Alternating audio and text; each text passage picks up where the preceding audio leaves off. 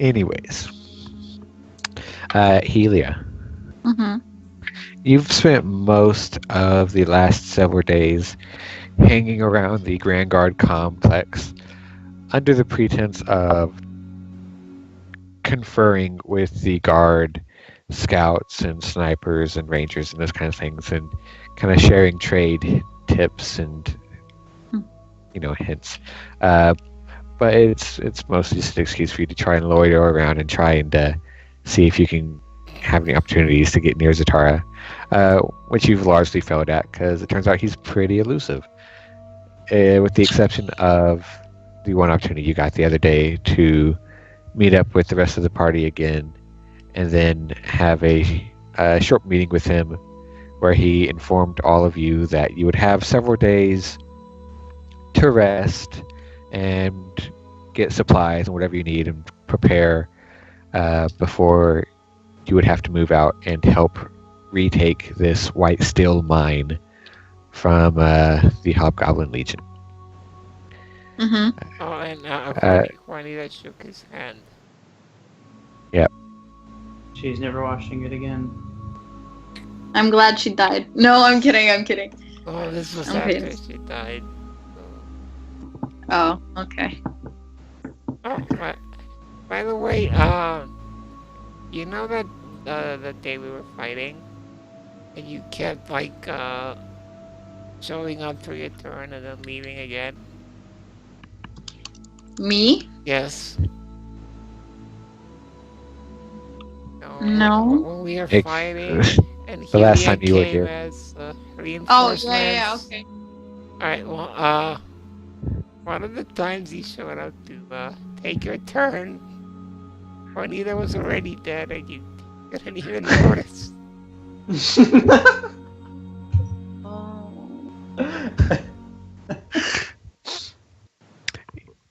Anyways, after that said meeting where you made fluttery eyes at him and he appeared not to notice, and then Juanita shook his hand and you growled, you went back with the rest of the party to mostly they're kind of yours. You've been spending most of the time in the garrison, but the inn where they've been staying for a little bit.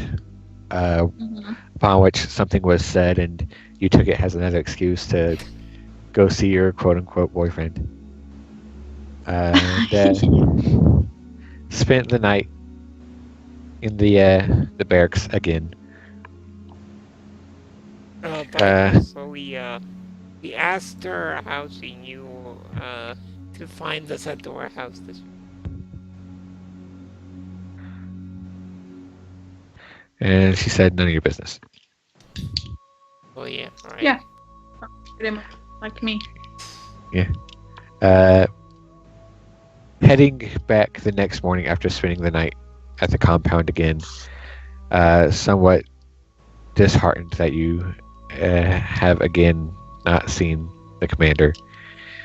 You return to the inn and see, as you approach the outside of it, Juanita, Rio, Danica,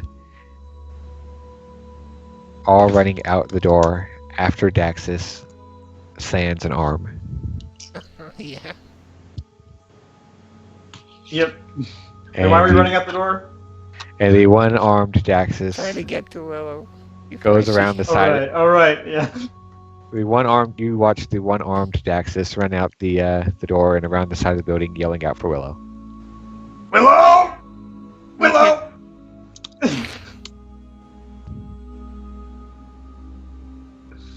Yeah, also, in case you didn't, Daxus is missing an arm. Yeah. Because And we don't. his sole Well, arm. we do kind of know why, but it's like not like the normal way you'd lose an arm. Yeah. Oh yeah, what's Willow doing? You run around and you find her outside the side of the building in the kind of small, glassy, barely even able to be called an alley between the inn and the neighboring building. kind of on her little rug with her sensor and everything. You see her kind of start as you come out yelling. She kind of jumps. What's happening? Don't freak out! We're missing an arm. She screams.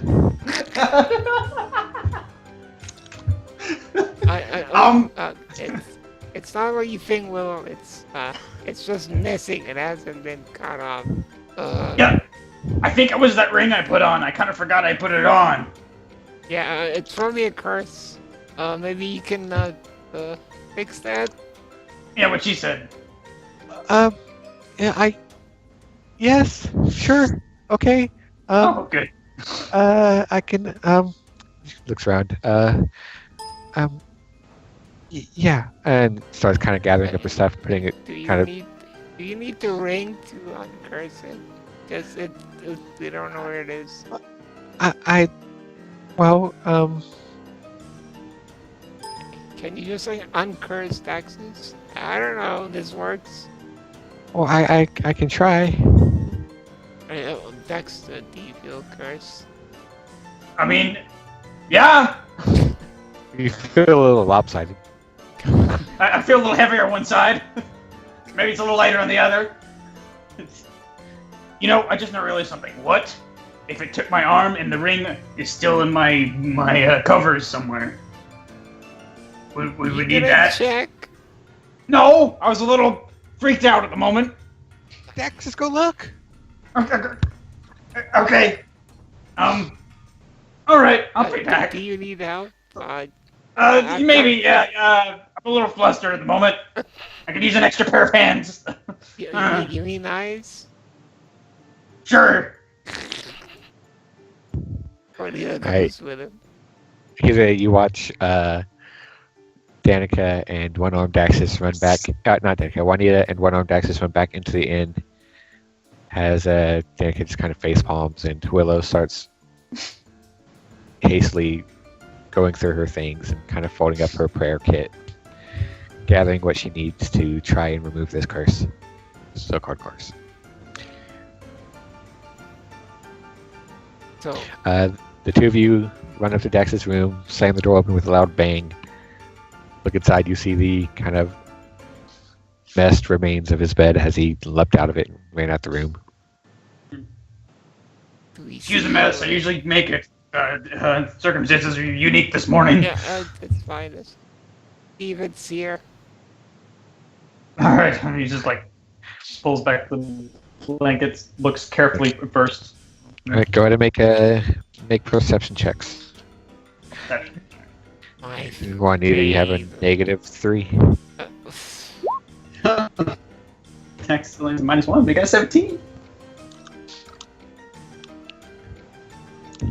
Ah. Right. Jeez. You have expertise. It only takes you about 5 minutes. Mostly because apart from the bed, the desk, you're not there. Oh, okay.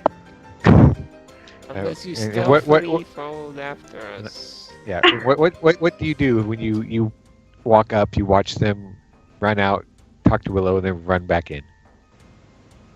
What would you like to do? Okay, Yeah.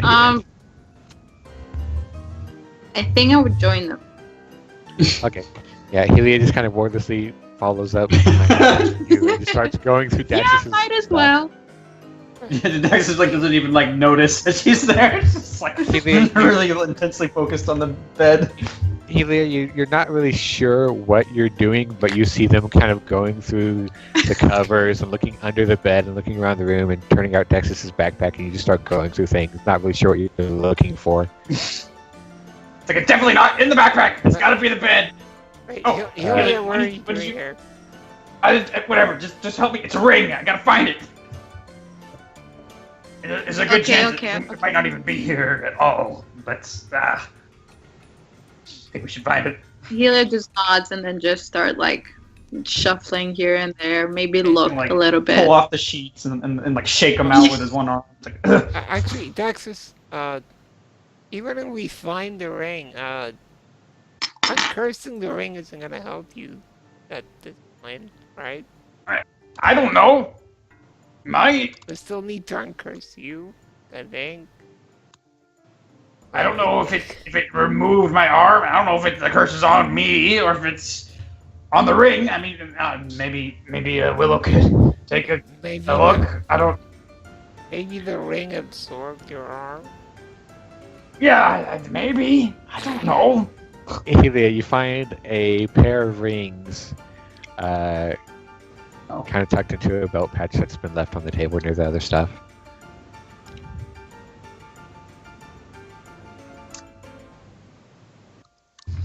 Put them on. Helia, tell us.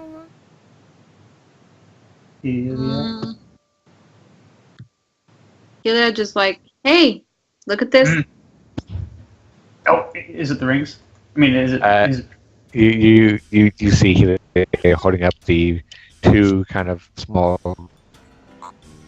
gold with the red gem rings that you give it to Vera. Those aren't magic. Those are Vera's. Oh, okay. And then she puts them in her pocket. No, I'm kidding. No, wait. I had both my arms. Why you?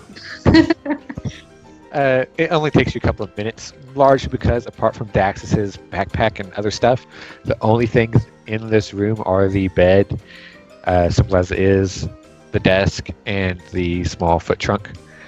Go through everything, you're fairly certain that unless it's slipped into some very well hidden cranny or nook, that there's no ring here. Okay. So hopefully we're not just missing it, and it is just with my arm in a very safe place. So let's go back down. All right. Okay. You head back down, and you see Danica kind of helping Willow, mostly trying to calm her down as Willow sets up her materials to perform this spell. Did you find it? No. No. Okay. No, we did not. Okay. All right. Well, don't panic. Maybe I can just uncurse you. Okay. Okay. If that works. Yeah. Okay. She kind of starts chanting under her breath, very quiet words. Goes through, pulls out this small glass vial of water, and you see as she is chanting that it starts to glow this very faint golden glow. Kind of dips her fingers in it and starts marking you across your forehead and your cheeks and across your shoulders, and goes through chanting louder as she reaches the climax of the spell, and you feel this energy wash through your body, and you stand there for a moment as everyone kind of looks on in anticipation.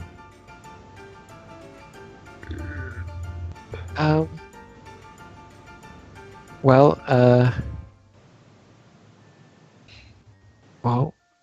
if you were cursed, I don't think you are anymore.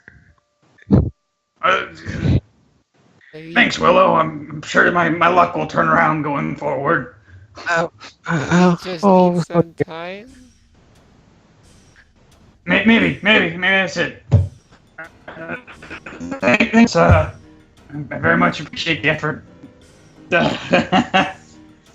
It's fine. I got the other one. So she just kind of quietly sits down. Okay. I think I need to sit down too. Funny is sit down. It's like collapses in a chair. Just kind of rubbing his one hand through his hair, just stroking it. Maybe you have to make yourself think that your arm is still there and it'll come back. I've never heard of anything like that ever working remotely. Have you heard of a ring that takes your arm away? That's a good point. Yeah, what if what if it isn't a curse? What if this is somehow a feature? Right. What if it is a mind? Maybe I don't know. Can I will it back? I don't know. Let's try that. Try willing it back. Maybe it's to get through tight spaces. I don't know. Yeah. Okay. He's gonna like put his one hand on the table and like lean forward and close his eyes, and, like tighten his face. Think arm back. He's like saying. Dex, I think you're. You all watch as an arm slowly starts to grow from Daxus's back, just poking up. No, I'm kidding. What the heck? Ah, it's really little. It's a monkey's paw thing. No, I'm kidding. Yeah, you concentrate really hard. No, Nope. Nope, nothing. I could grow on a tail though after all that grunting.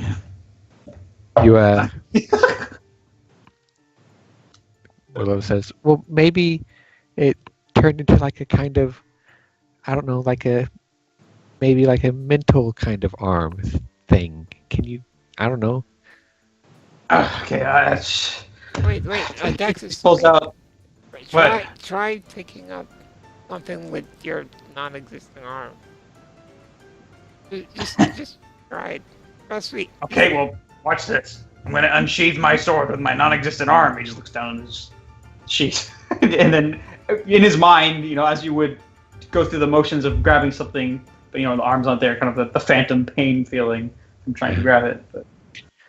Right, there is a kind of phantom sensation, like you can almost feel your arm being there, and you feel like it should be moving. There's just nothing.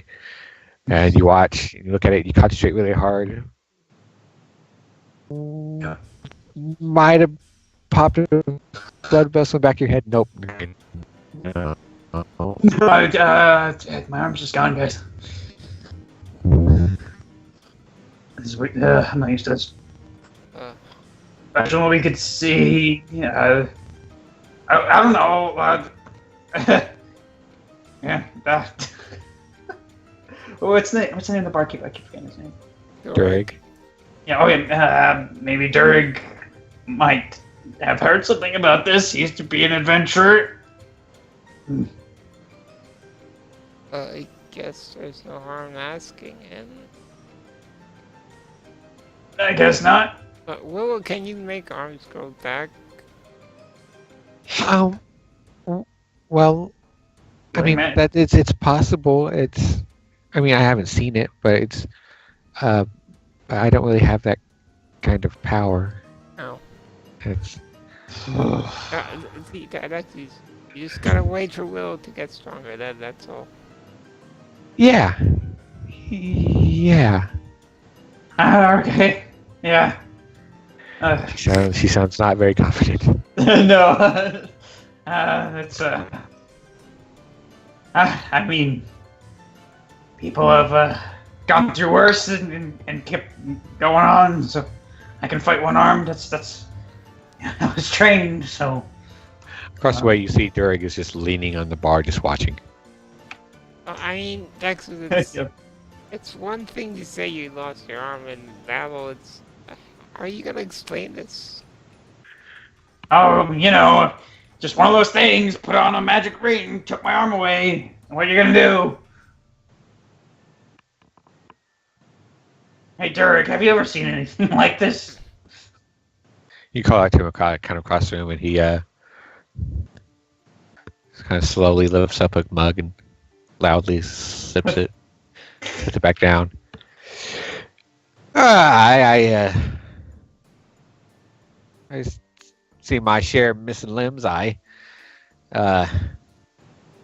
Usually it's a bit more bloody. Yeah. That's why I'm a little more confused than terrified.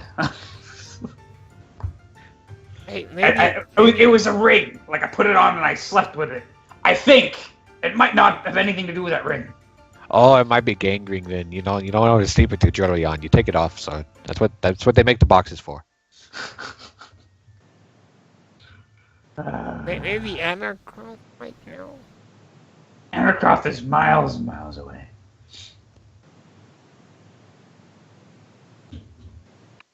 Why, if you're looking for magical help, there's people in the city. But we don't have. I'll charge you an arm and a leg for it. Yeah, we're short on those at the moment. He takes another. He just shrugs. Takes a drink.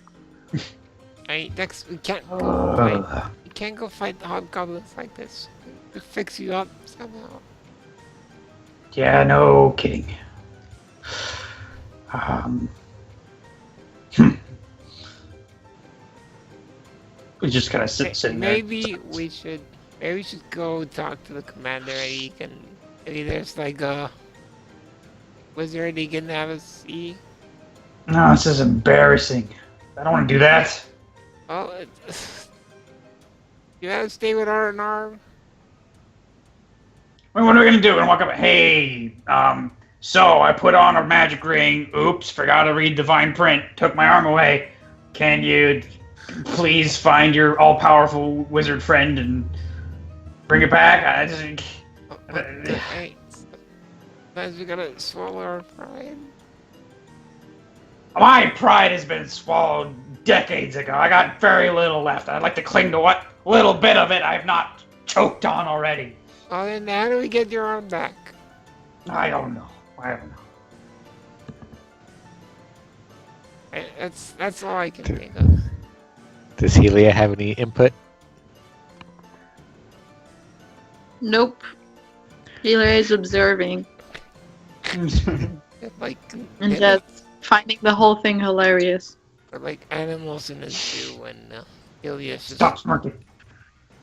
watching. This is not funny. outside the glass.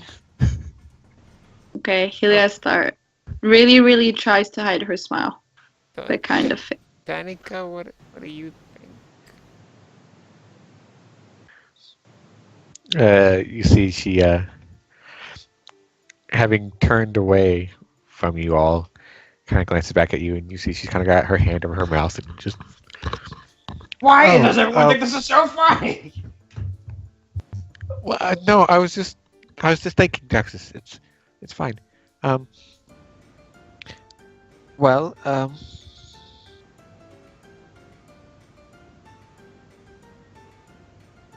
if we had the funds, we could seek divine or arcane assistance, maybe. But she shrugs. I mean, We barely have enough money to get. We didn't even have enough money to get the potions we needed. We got cheap knockoff small things. Look at these. Barely gonna heal the scrape. We should go get the bounties then. Like this? Well, yeah.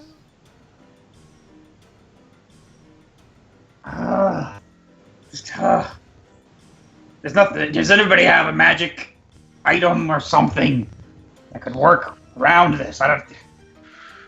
well, I could. You see, she draws the wand out of the belt. You know, still don't know what this does.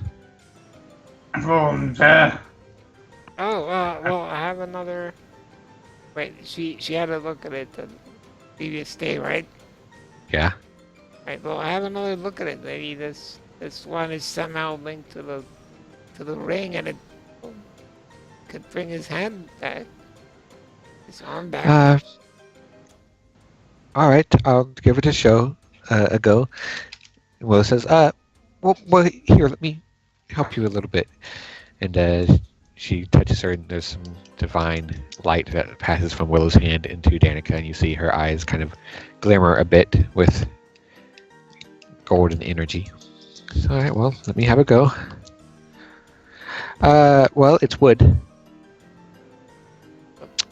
So Astute observation. Yeah. Real astute. she shrugs. Listen, I've studied lots of things. This isn't one of them. Oh, we need a wizard. Well, should we go find one, or should we get money first? Man, maybe we could find it. Oh, wizards are never generous. What am I thinking? We could at least know a price. We need Yeah.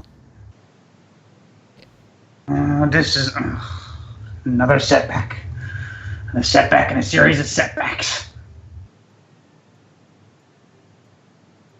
But we're kind of getting ahead of it. I mean, What? Daxus, look over there. And you see Danica kind of point over, and you see Calliope carrying out this large pot, setting it up on the counter. You see Durg come over, peer into it, kind of curiously, with a good stiff, nods approving at Calliope, who just kind of gives him a very shy, very faint kind of half smile and ducks back into the kitchen. I mean, is that a setback, Daxus? No. Did good there. Well, I guess that means we're off to the wizard. Alright. Alright. Let's find a wizard. We don't need another wizard. How do we find a wizard? Durg, what would you recommend for a wizard who might know something about this stuff? You gotta know somebody in this town. I can think of a couple of people as Any of them cheap? well, he kind of glances around. Might be, but I mean, if you got these kind of problems, I don't think you want cheap. But I think I have a good idea of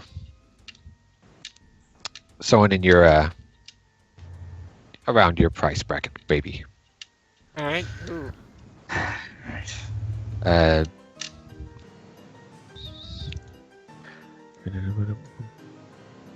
my notes again. There's a lad named of Asher. He owns a store up a couple of districts away. Asher. Yeah, it's a large shop on the corner of the street. It's a big sign out front. Asher's Fine Magical Goods. And, I don't think you have much problem missing it. Yeah, Astro doesn't really sound like a wizard kind of name. Some wizards use their real names. I don't know. Are you saying Anacross is his name? Was he human? He was human, yes. Yeah, definitely not his real name.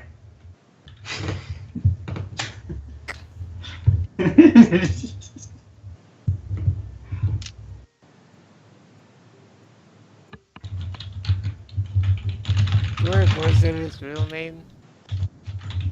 Why, as far as I know.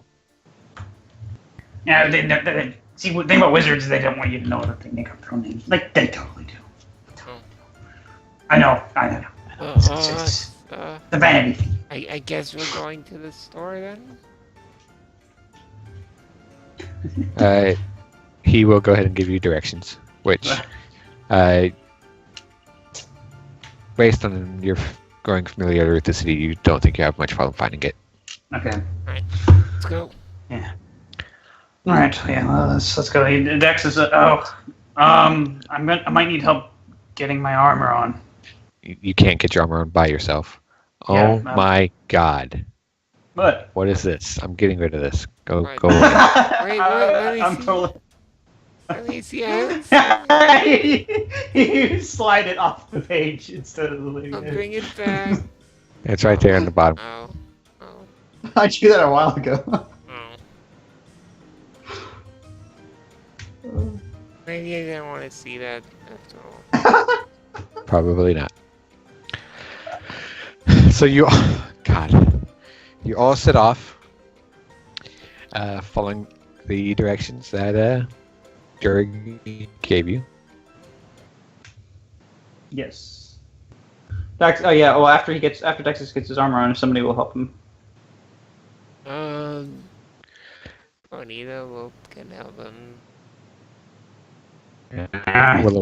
Willow will also help you, and Dax is trying to stand there and hold it with one arm and move a bit as they put it on. Forcing a little bit. Just like.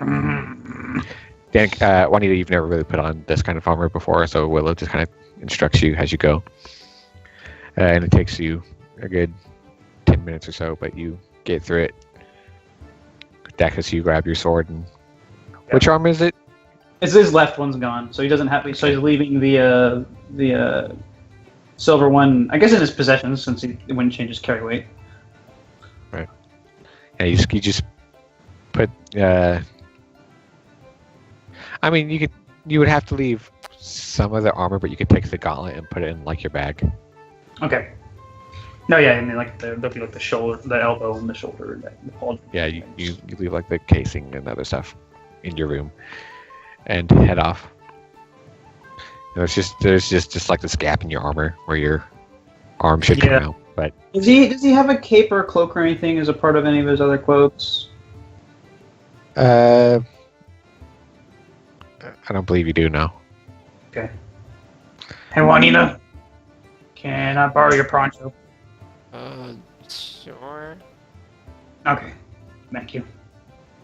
He's gonna put it on, but like kind of shift it so it covers mostly his missing arm side. I just don't want people asking questions. All right, you put it on, realizing that it's with your height and your broadness, doesn't have quite the same look as Juanita, as it does Juanita, but it serves your purpose of hiding that thing. So, what do you think?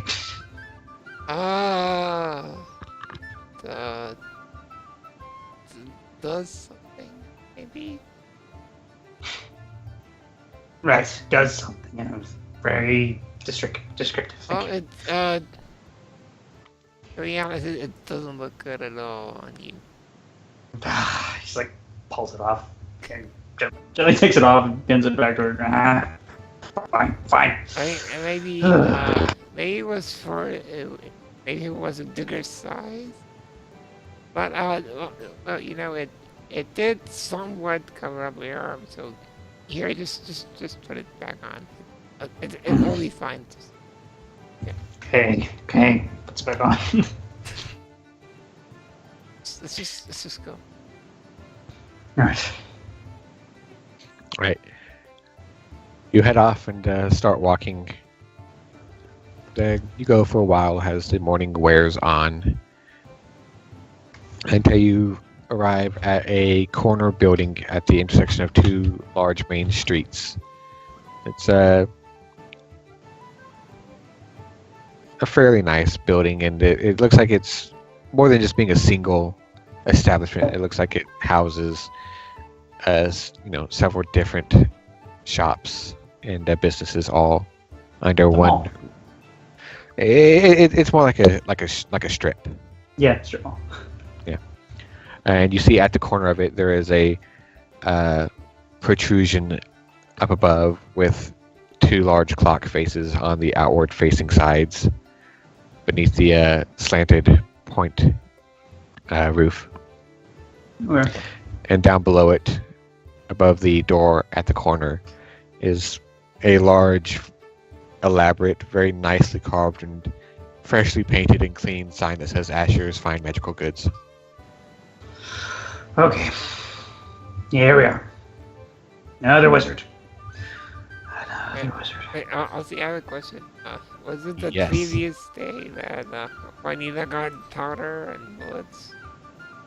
Yes. Oh. Well, Why? because I remember doing my weapons and they're not fully loaded. I don't know if I did that before. I did. I feel like you. It, I mean, I feel because, like your weapons are all good to go. I mean, yeah, I thought so. I don't know why I didn't save it. I'll just assume I did it because you thought more stuff. So Oh yeah.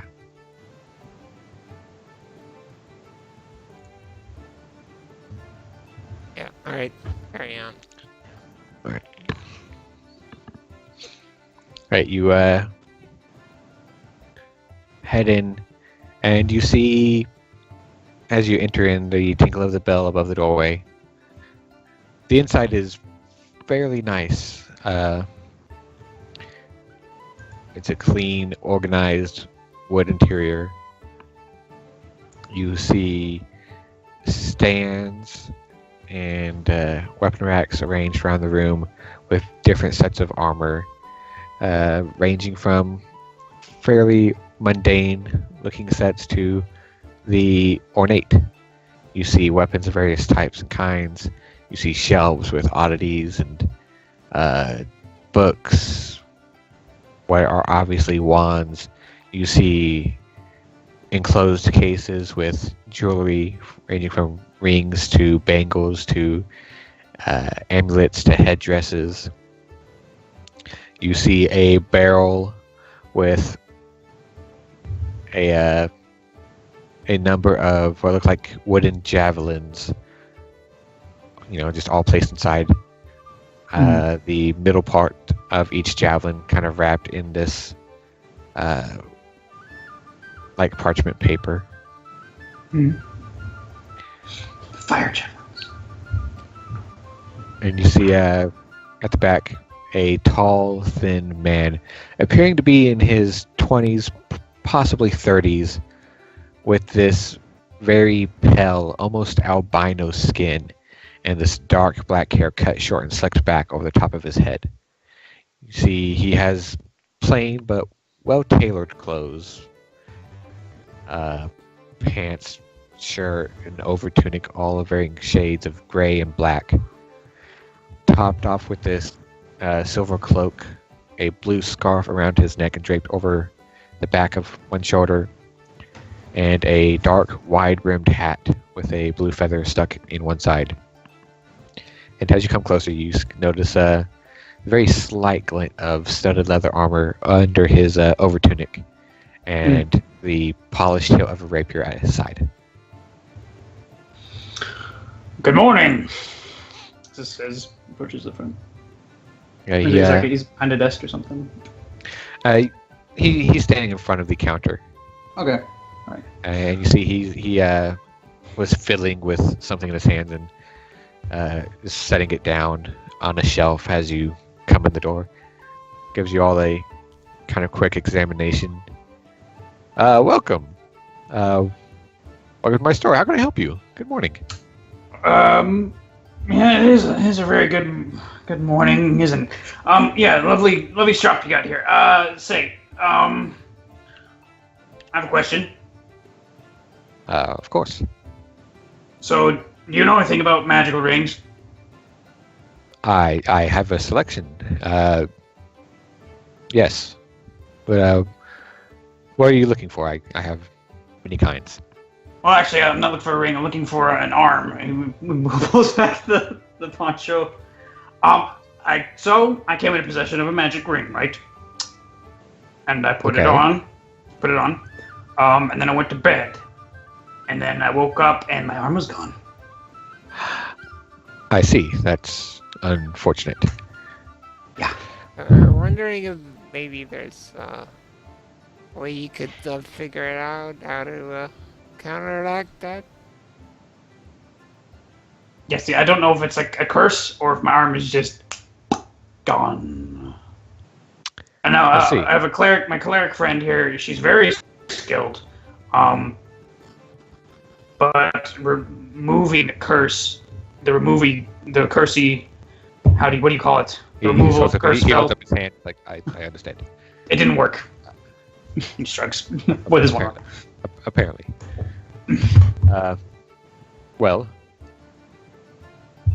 All right. I could take a look if that's what you desire. Be lovely.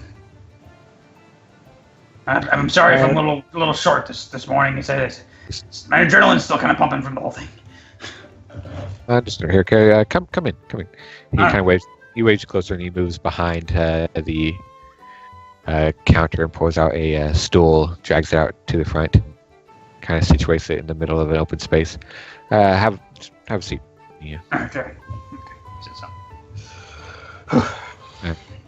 See, he kind of reaches into his over tunic and pulls out from like an inside pocket these small pair of spectacles, kind of puts them on, cracks his knuckles a little bit, leans in, starts chanting, and you see this arcane glow start to swirl around his fingers, changing colors, blue to purple to gold. And there's a brief flash of energy across the lenses of his glasses as he takes a look. Right, well,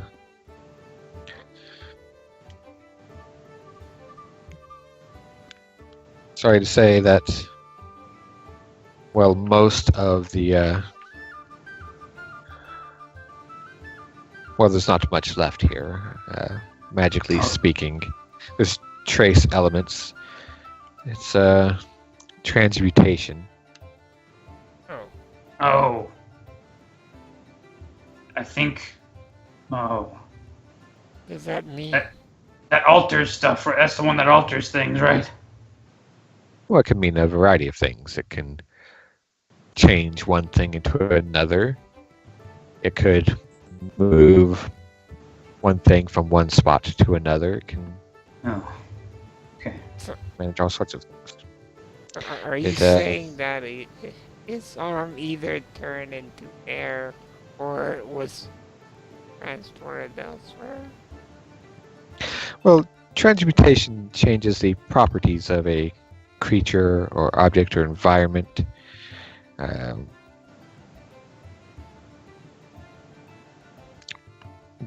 afraid, I mean, without any kind of waves of hand searching for the word, more solid evidence, I'm afraid there's not much I can say. Wait, are you saying that his arm is still might actually still be here? Well, I can't say. Well, it depends on what you mean by here. I mean, awesome. I need to try grabbing where his arm would be. No, I've already tried that one, Juanita. Yeah. It could be in a variety of senses. It might have melted into his body. It might have changed into air. It might have dissipated completely. It might have been transported somewhere else and be lying in a gutter for all I know. How can we make sure? Well, the simplest way would be to find his arm, if it is locatable. Okay, I got an idea. We have a magic dog. All right. Do you think Well, what are the odds? You think? Do you think it's very likely that this ring could have teleported my arm away? You think that's what it was?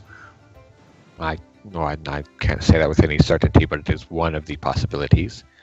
Okay. I would say it's just as likely as it turning your arm into air, or able to get into your body, or transforming it into something else that you may not have noticed. I don't know. Wait, Daxus, maybe you should check that warehouse. Oh, why would it? You think maybe we missed something in the warehouse? You think maybe it transported my arm to something else in the warehouse that we missed? Yeah. Or something we sold? Oh god. Just like this is fun. Yeah, we only sold the gems, remember? Okay. But and under her breath, you hear Danica from behind. And the weapons, and the armor, and... We sold a lot of things. Since we're here, maybe you could tell us what this one does. Get on with the wand. Just like hand on his forehead. Just. Given the vague nature of your friends, and he kind of just gestures down at Daxus, situation, I can consider that a freebie, and I certainly am available and would strongly advise to prevent, gestures at Daxus again, these such situations, you come to me, perhaps with seeking the service of identifying objects, which is a service, a valuable, monetized one. Yes. Well, it's just that we think maybe this one has something to do with the ring, possibly. And I could identify it for you, of course. Yes. He's not a charity one either. It's a business. Indeed, your friend understands. Mm-hmm. Well, fine. I guess we'll pay. I was just gonna say that it is related. Well, whatever. Just pay to that, I guess. Right. How much do you charge for this sort of thing? 200 gold. Uh,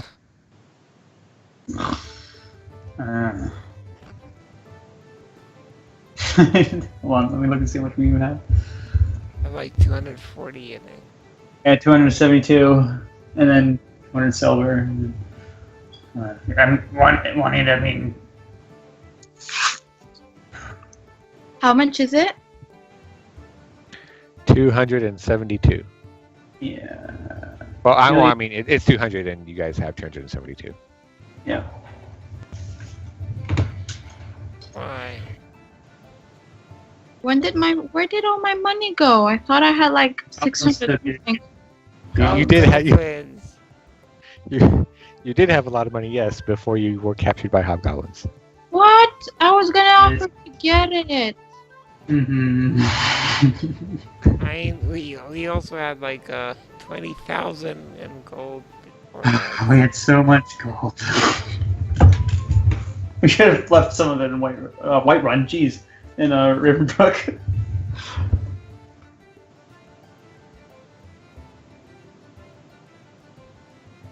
One more Skyrim came from all of a sudden. That's right, because that's where I store all my junk in Skyrim. That's where like I keep everything. So much cheese. Must go back to Right Run. Yeah.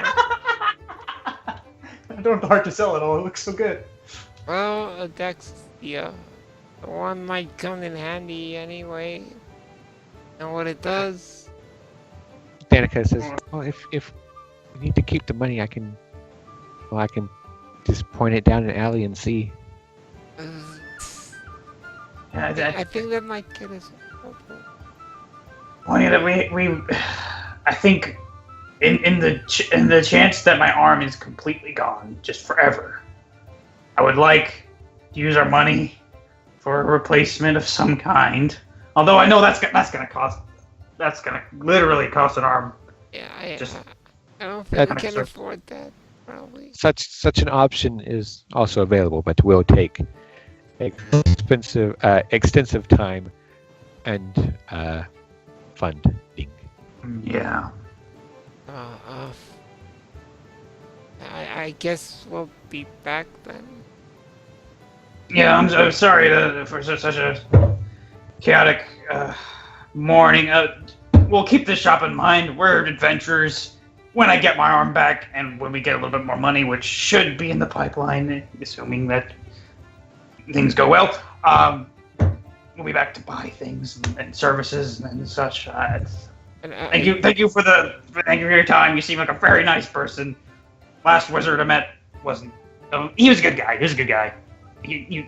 Forget I said that. Good day. He's just looking at you, just like what the. What is... He's like he can't keep his words straight. As Daxus leaves, Someone is gonna address him and say, you have helped us, though. We now have a direction in which to look. So, thanks. It's my pleasure. Just please do keep my shop in mind for your future needs.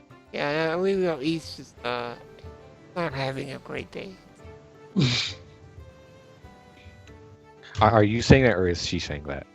Yeah, Dex is already out of kind of leaving the shop, so she can Yeah, whisper. she's saying that. Okay. He just kind of nods understandingly. Indeed. Well, good luck to you. I hope you find your Yeah. arm. Yeah. Thanks. Our girlie leaves. You all step out into the midday sun on the edge of the street, watching the people in the carts and animals go by. All right. So, the long shot option, summon that dog, sniffs me, and we're like, hey, can you smell me anywhere else, right? That might be a long shot. We should probably do that anyway. But won't people freak out? Yeah. Willow goes, I mean, he's a nice doggy, but he does look kind of different. Did you dress him up? Give him a funny hat, a little suit. I don't know if her like that very much. No. How about we go to the warehouse district, look through the warehouse again, and then see what do we find, and then we. I feel like we got anything of value out of that place. Yeah, but maybe your arm is there now. Okay, think of this through logically, Juanita. Why would a ring transport my arm to a warehouse? Why would any ring transport anything to a random warehouse? I don't think. I mean, they look like they've been staying there a while, but I don't know. We don't really have a lot of other options. Oh yeah. Do you have another place you think we should check? No. I'm just thinking that's where we found the ring. Maybe there's some clues we missed. Maybe. Alright, so let's get going. Okay.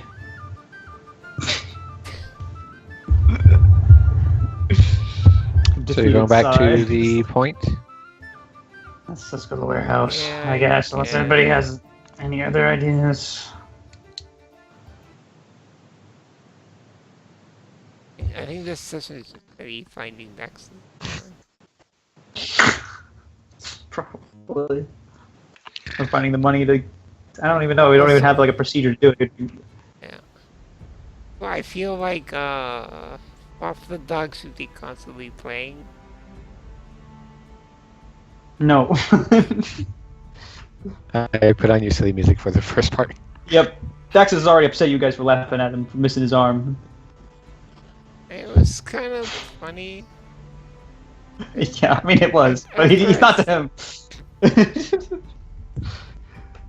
Right. So you head through the city towards the warehouse district. The day wears on as you walk,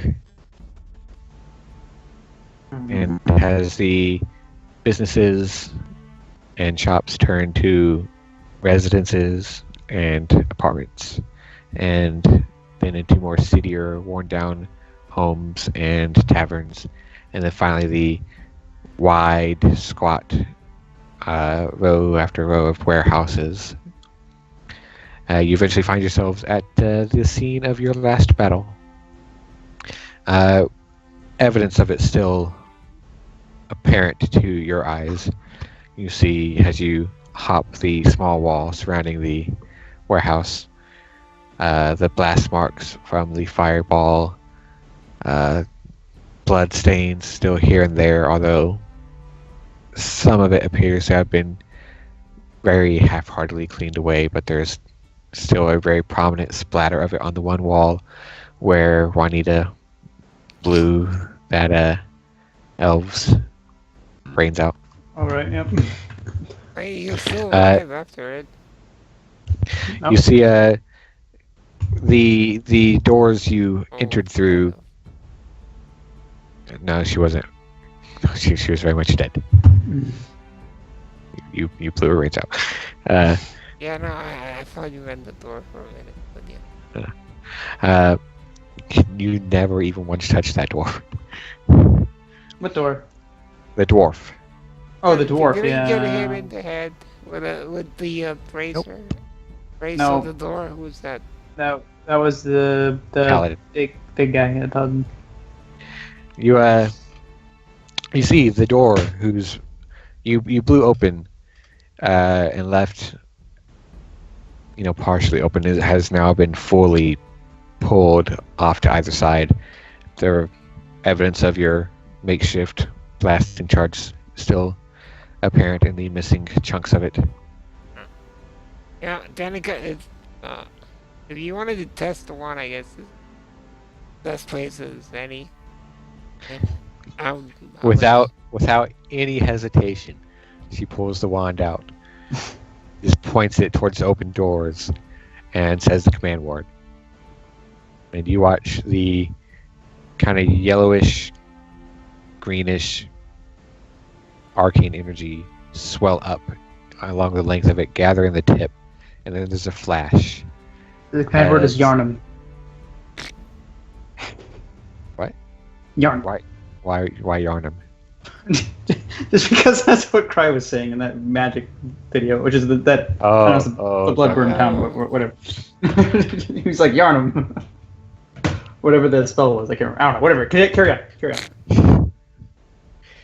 Alright, there's a flash of energy, and then you watch as the air in front of the wand coalesces almost, swirls together in this light reflecting and distorting pattern as it condenses and then shimmers, and forming there in front of the wand is an object which hovers in the air for a brief moment and then clatters.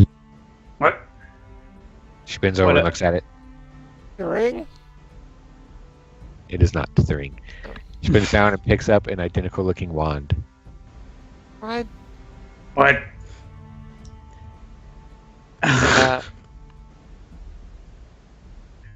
Is that a wand of create wand stick? Was that all those sticks that we? She looks at the wand she was holding initially, takes a moment to examine it, and you notice now the runes and markings that had covered it have now faded. She holds it up, kind of shrugs, and says it again. And then nothing happens. That explains the sticks. The you one is the one now. Fix it up. Here, Danica. She takes it, shrugs. It summons itself into a new one. Apparently. That seems experimental at best. She lifts it up, says the command word holding the new wand, and you watch the same process repeat itself as she picks up and holds the third wand. The wand of kindling. Well, the wand of wand summoning. Summoning a wand of wand summoning, I suppose. Well, this is... Dax, I think this is safely not connected with your arm. Possibly. Oh, yay. Why would anyone make this wand? Were these both in that same chest? Nope. The wand was by itself. In that little box was the ring, the gauntlets, the money pouches, and that's it, I think. Okay, well, don't trust those fucking gauntlets. Wait, didn't we figure out what they do though? Yeah, we Yeah, did. they allowed us to cast spells. I don't trust them. Oh, Danica kind of Daxus- crosses. Danica kind of crosses her arms and just. I mean, if you don't want to trust my, would I? Okay, Well- sure. No, I don't trust. me. Daxus, Well, we you can use them if you want. I just don't trust them. knew what the gauntlets did. We didn't know what the ring did. But whatever. Let's just search the warehouse again. Okay. Alright, you head inside, and you can see. You get a good sense that this entire place has probably been combed through by now. Probably by the guard, given the lack of dead bodies lying around. And then potentially afterward by who knows who. You see, of the crates and barrels and sacks, of which there were many, most of them have been pried open, gone through a good number of rotted and spoiled goods of not necessarily organic type, not foodstuffs, but some of it is just kind of cast around and spilt out onto the floor. There's ruins of broken open crates and barrels kind of scattered around, and then a good number of them are just missing entirely. You think anything usable here has probably been looted. Yeah, well, look around. Juanita's not what I expected. Are there any arms around? Make perception checks. Willow will go ahead and cast guidance on Daxus. Say, good luck, Daxus. Does it give him advantage? No, you roll a d4. Yeah. Oh, alright. So I'll take the 14. Wow, Helia. Look at that! 18! Alright, Helia, you barely even want to go inside because you can smell rotten food and wood and rope in there, and it's just kind of, it's offensive. It's offensive. The rest of you head inside and kind of look around. As Helia's like, I'll look out here in the yard, and Pretty much. you look around. You can see, apart from the looted storehouse wares, there is the disturbed signs of where these arsonists had slept that you investigated before, although they are now kind of kicked about. Their makeshift beds just kind of thrown apart. And you do see, again, the symbols scratched in the wall, the winged figure crossed out and X'd out and circled and scribbled through, just all around. Spend a good 45 minutes going through, combing this place from corner to corner, going through whatever crates you can get through. That's just kind of like haphazardly just tossing things about. He's not expecting to find it here at all. Yeah. You look, and after almost an hour, no arm. Yep. Cross that off the list, Juanita. That didn't even make sense, really. Well, I was just thinking maybe they were making, like, joke items, like the wand. And I don't know. I guess some you joke. could try the dog. Yeah, I mean, I think that's our best option. But, there's a very good chance he'll just sniff it and say, no, you're just right here. And then that's the end of that. I think it's a bit smarter than that. Danica goes, well, it might if be... I'm not anywhere else. Danica says that, well, he might be able to discern, Daxus' scent, apart from himself. Is there even a trail? Right, that's what I mean. Oh yeah, well yeah, there wouldn't really be a trail, would there? You'd have to just, where would we look? It's a good point. I don't think scent.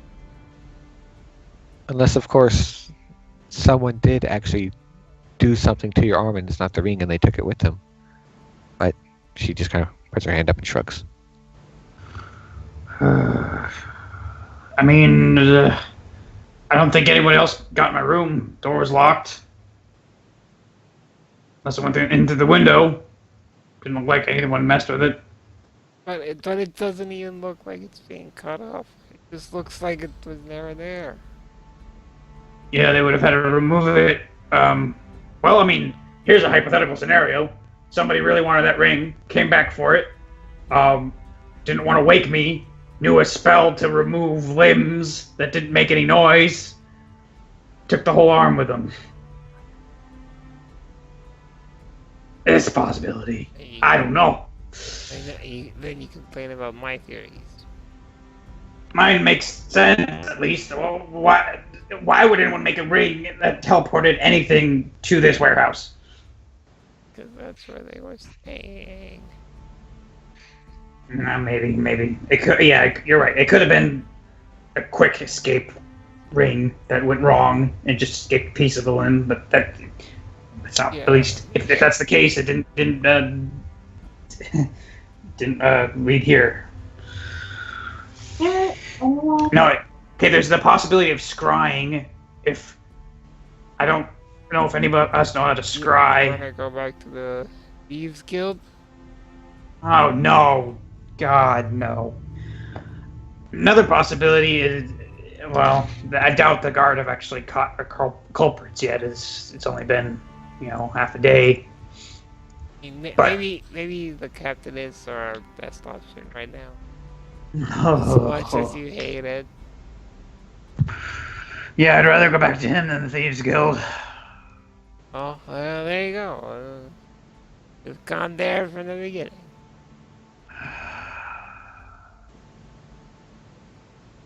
Okay, let's go. Poor Daxus. He feels like an idiot. Alright, I guess we're going to Helia's boyfriend. Yeah, smile. Oh, It's already making different scenarios. Maria doesn't actually say that. Oh. Yeah, it's too late. She already said it. No. We don't actually suspect anything, I don't think. No. Alright. Helia will lead the way to Of course she would. the compound. And by the time you get there, having traversed back and forth across the city several times, it is now almost dusk. Whoa, jeez. That's a long walk.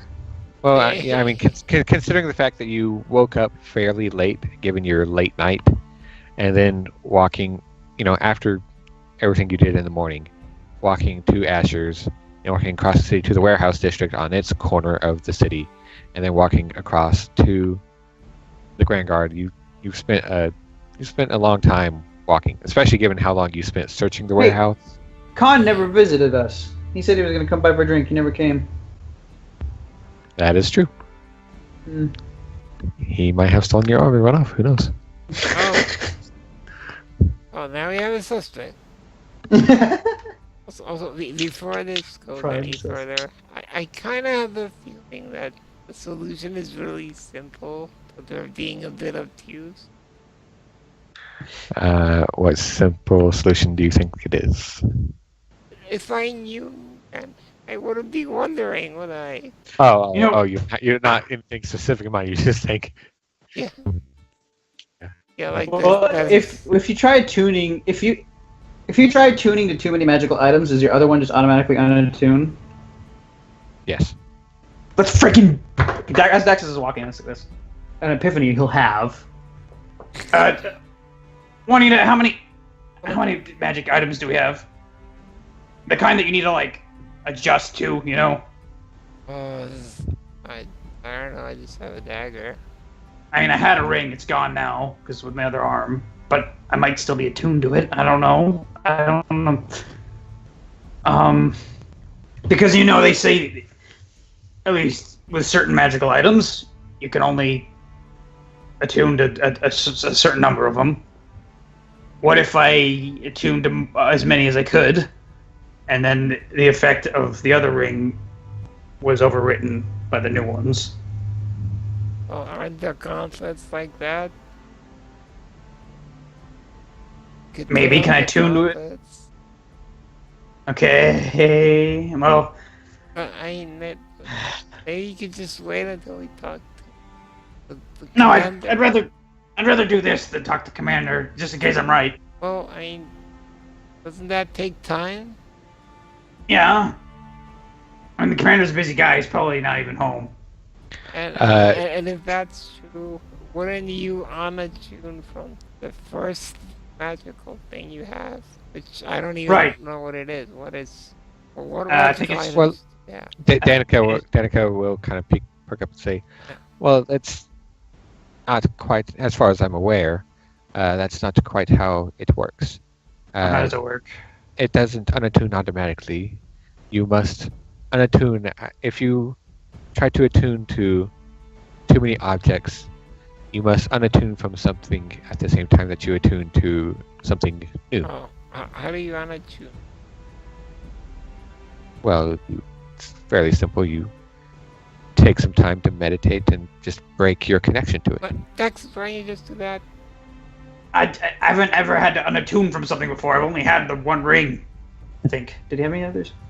You Yeah, had that's the one only- ring? The secret plot twist, Daxus and Sauron all along. Alright, well, just try unattuning from it then. Okay. Is there like a coffee shop we can stop at? I don't know. We're still walking on the way to the place. Yes, there is. Okay. Yeah, you can find a coffee shop. Somewhere to sit. I don't know. You find a coffee shop and just kind of walk in and look around, find a corner table, and you sit down. And about 30 seconds go by, they come over like, excuse me, would you like to order something? Order a coffee. Yeah, show the coffee. Great, and for you? Water. Very well, that would be... Actually, maybe get him something relaxing. I don't know, maybe something herbal. What do you have? I'll I get don't you like tea. Okay, fine, tea, fine. Sorry, it's not you. I'm having a long day. Danica will order a coffee, and Willow says, I might like some tea. Willow? Jill, that'll be nice. I'll take that Yeah, off. we'll take some tea. Yeah, sure. Yeah, you want anything? Sweet green tea. Daxus Hot wants black. chocolate, please. Huh? Hot chocolate. Hot chocolate, nice. Oh, the Warriors drink. Warriors.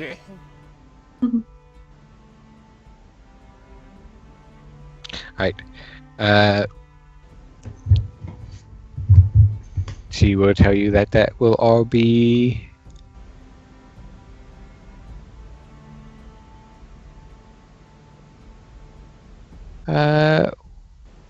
one gold and 5 silver. Okay, he'll hand over 15 silver. Okay. So we can cut through some of the silver. And as you sit there, while you wait about 5 or so minutes, and then you see she comes in with a tray, starts passing out coffee and tea and a single hot chocolate for Helia. Alright, remember Daxus, she said, that meditate, so you can't force this, you have to, like, let it happen. Alright. And clear your mind or something. Okay, And, think about not wearing the ring, I guess. I guess is that what he's supposed to do? That will work, Alright, probably. well, there you go. Alright, it's not going to be very hard to imagine not wearing it. How long does this usually take, Danica? Typically about an hour. Alright, well, time to kill, I guess. Got any anecdotes? Anything interesting to talk about? His eyes are closed, just like... I don't know, you should just concentrate though, I don't know. Anyone want to play around with cards? I was just gonna suggest that. Well, do you have cards, Helia? Yes, I guess. And I pulled out a deck of cards. But does she? I don't personally, but No, does Helia have a deck of yeah, cards? like her in personal, she doesn't. But Oh, I play, but I'm only carrying half a hand. Juanita pulls out her deck of cards that she actually has. Right, okay. It's in her inventory, deck of cards. Yeah, okay. Anything. Right. Helia, Juanita, and Danica will all start playing cards. Well, you wanna Rio, play? Rio just kind of leans back in her chair with her tea against the wall and just kind of closes her eyes and starts dozing off. Willow goes, no, that's okay. You play without me. All right. And she'll just kind of scoot closer to Daxus. And, all right, well, just close your eyes and concentrate, Daxus, and Okay. just well, and she'll just start telling you, little stories about being an acolyte and mantras that they taught them at the temple, daily writs and exercises, and kind of how to mediate your breathing and tips for kind of meditating, clearing your mind, and things like that. Come on. I'm on breathing. No. And what is this? Is this cards? Yeah. And she's using her intelligence, not cheating. Right. You kick the shit out of Danica. I'll heal you. So you add her int modifier to it? She doesn't have proficiency in cards, right?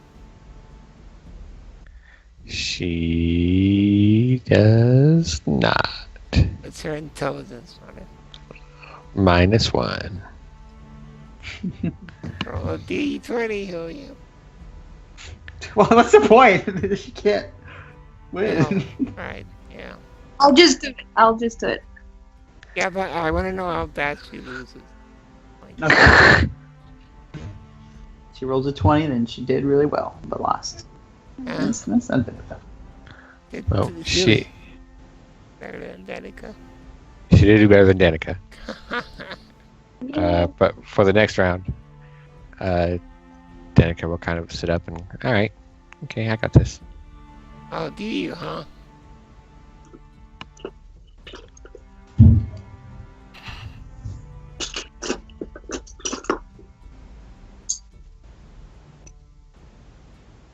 I'm just thinking about how awful it would have been if we paid for 200 gold to identify that wand.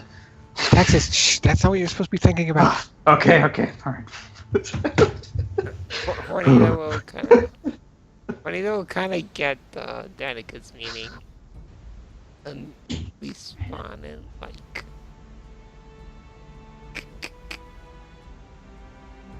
Sleight of handing. She also rolled a 19. Oh. Without her modifiers. But well, this. Oh. Well, I just used the dex and proficiency on her playing cards. It doesn't. Would you get the extra 5 from her gloves? I don't know. Are you cheating? Well, I mean, how else does she have a +7? So is that your sleight of hand roll? No, that was just, I just switched the stat on my playing cards. But could I get the bonus to my state of hand?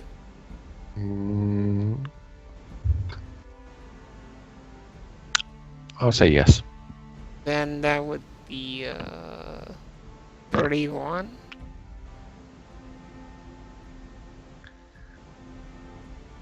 Why did you roll a +2 before? Because it was intelligence. Yeah.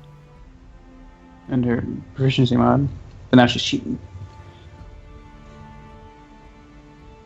Yeah, because she has a -1 intelligence, but 3 proficiency, so it comes in. Well, hold on. Just a 19 plus 12 is 31, right? Are you questioning my maths? Yeah, don't worry about it. You can't beat 20 of the cards with.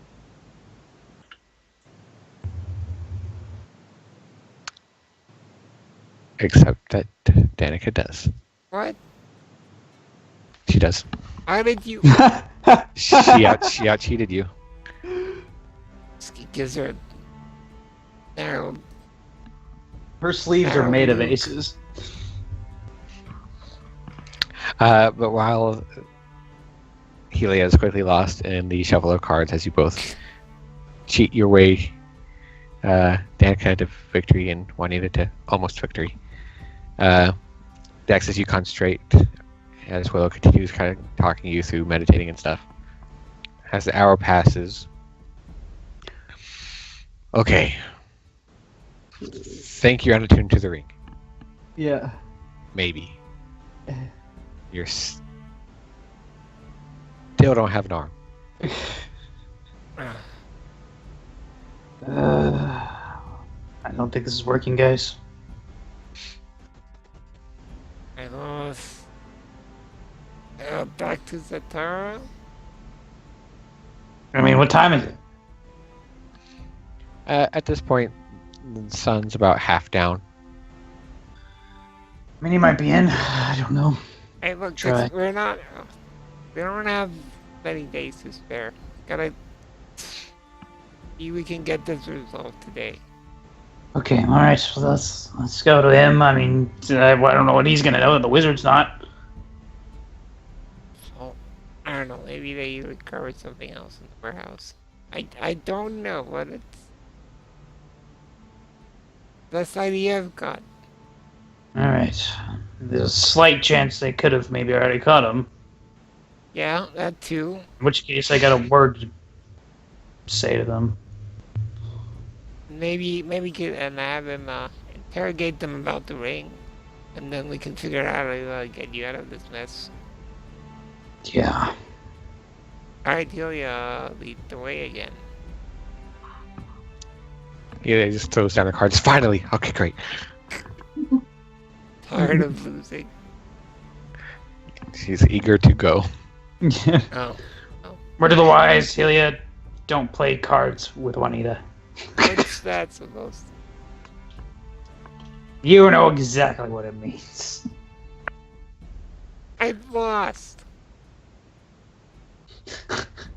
That's what you get when you cheat. Meanwhile, Danica won by cheating. Daxus doesn't know.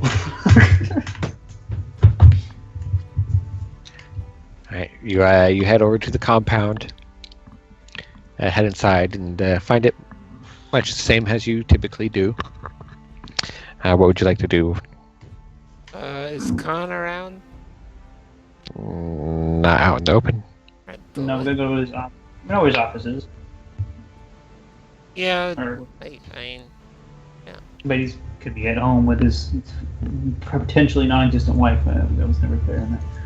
Yeah, well, but he's just gonna ask around for Khan first. Alright.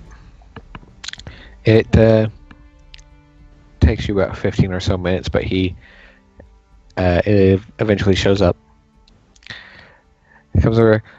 Oh, well, back again. I see you could. Oh. Yeah. My arm's gone. Well, these things happen. If I mean, I can hear. Masonry is a one-armed job. I hear it's. I'm rescinding my drink offer. I understand you need every copper for retirement. It's fine. Did you guys Hey, painting. No, that's no. Alright, Khan. I'm this close from punching you. No punches, Daxus. We got one arm. Testy. Did you catch those other two? Well, it's only been a day, so if we have, I haven't heard. Yeah. Alright, so here's what happened. when we searched the warehouse, we found the ring that probably belonged to them. And then Daxus put on the ring, and he woke up the next day missing an arm. That's what we assume is connected to the ring. Yeah. It's the most likely situation, but...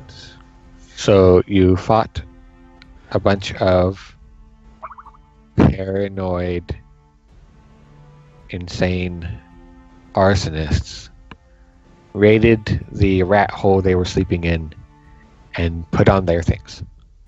Right, well, Yeah. okay. That sounds... Yeah. Mm-hmm. You've not done any adventuring before, have you? It's typically how it goes. Wow. He just sure. Right. The point is, do you have any idea what we could do? Did you guys find anything else in the warehouse when you when the guard checked it? Well, there's a bunch of markings on the wall that indicated a deep sense of paranoia and fear and isolation. Apart from that, nothing of much note, no. We didn't find an arm, if that's what you're asking. I don't know what I'm asking. It's just, we're getting ready to fight the hobgoblins. Daxus loses his arm. We have no idea why. Well, I mean, I don't know what you want me to do. I have a sword. I don't... Well, no, but if they weren't caught, I guess that's all you can do in this situation. Is let us know that they weren't. So thank you for your help, Khan. I think we should be on our way. But well, you do get them, you should interrogate them about the ring in question. Okay. I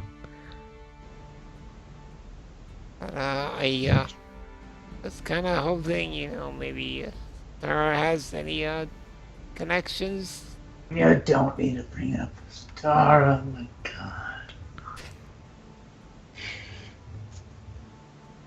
He keeps kind of like sidelong at Daxus and just like rubbing his forehead, just like his head leaned back. So, yeah, he just kind of looks sidelong at Daxus and then kind of rolls his eyes up. Well, he's here if you want to talk to him.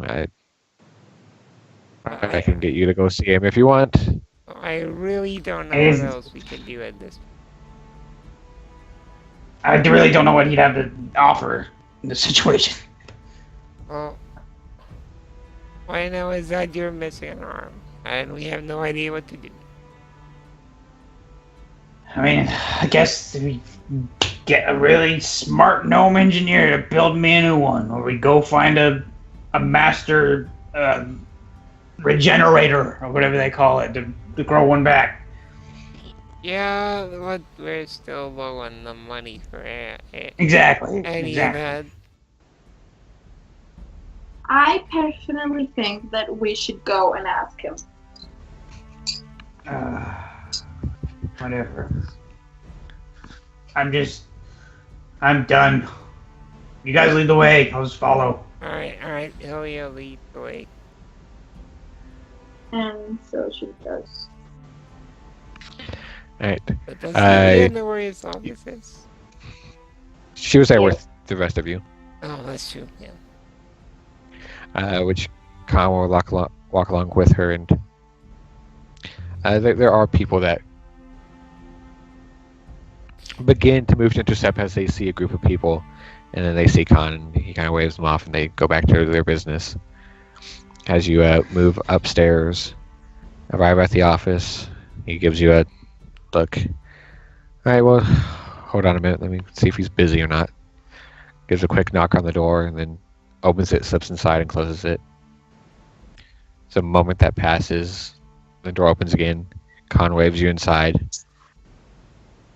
And you see Zadara there behind his desk, and office looking much the same as it did last time, very opulent and well decorated with all kinds of heirlooms and artifacts set on display. He watches as you enter, and the eyes kind of switch over to Daxus and linger. Not much of an expression on his face, but he's kind of taking note of you, examining you kind of up and down. Sorry to bother you, Commander, but we've had a magical mishap of sorts. I told them that it wasn't worth bringing to you. So it would seem.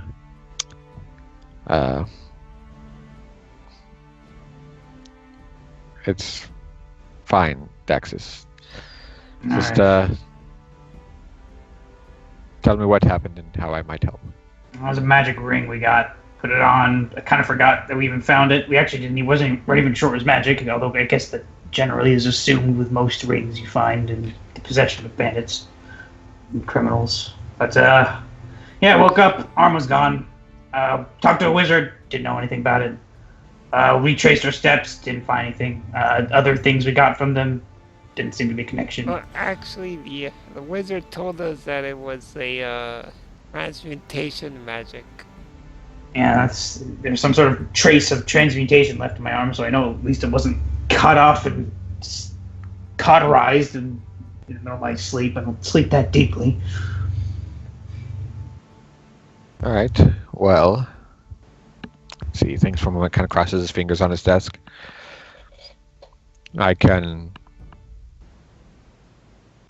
have much talent in this area, but I do have people under my command who might assist you. Yeah, but we are kind of low on the funds department. Yes, I recall from your last visit yesterday. Yeah. Well, you see, thanks for a moment. If it's transmutation, then I believe, as far as I'm aware, that perhaps your arm has been transported to a different location. Yeah. If that is the case, I do have people that can try to search for it magically. Yeah, that would be good. If we know the location, then we can recover it and then probably reattach it somehow. There's a pause, still lacking much of a readable expression on his face as he watches you. Potentially. However, I would remind you that I intend to move quickly within a certain time schedule, and if Daxus's arm is out of reach, I still expect to hold you to your obligation. Yeah, that's why First and foremost. we're in such a rush to find it. But yeah, if you could give us a location, that would be great. Yeah, nods.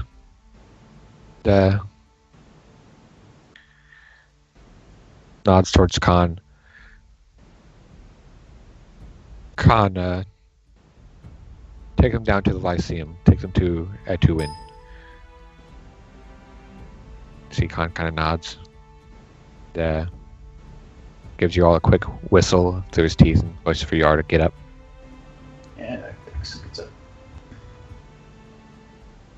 Bow slightly. As you move to follow after Khan, and you see he opens the door and starts to hear as Zatara calls out, Daxus. I understand that our relationship might not be necessarily intimate. I understand that it is one of debt, and that you are beholden to me for a period of time until that debt is repaid. However, I do not wish for you to feel that I am your opponent. Daxus just nods a little bit. All right. My time is valuable, but my investment in you is also valuable. And if you have a problem, I would like to assist you if I can. Nods again. Takes a deep breath through the nose, and kind of forces a smile. I appreciate it. Thank you. I'll keep that in mind. I don't want to be your opponent either. Gives you a nod and just kind of looks down in as non-offensive of a dismissal as possible. Okay. Yeah, he bows. You all walk out. All right, well, all right, this way. Let's go. And he will take you downstairs to the second floor and lead you into what looks like a cross between a library and a workshop. You see this large room is filled with shelves of books lining the walls, several standing shelves out in the middle of it, and one corner of the room dedicated to a large work table piled high with tools of both, as far as you can tell, mundane, arcane, and possibly divine implementation. You see materials kind of scattered around it, and there is one figure in particular, an elven man, looking a bit more aged than Zatara, and given what you know about his age, you gather this individual must be, even beyond that. What did he say his name was? I will copy and paste it.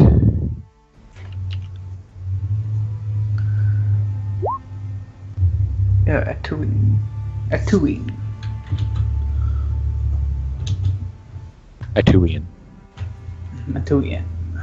But you see, he's an elven individual, long ears pointed back. The hair is this almost white, very light silver, cut short and kind of combed back.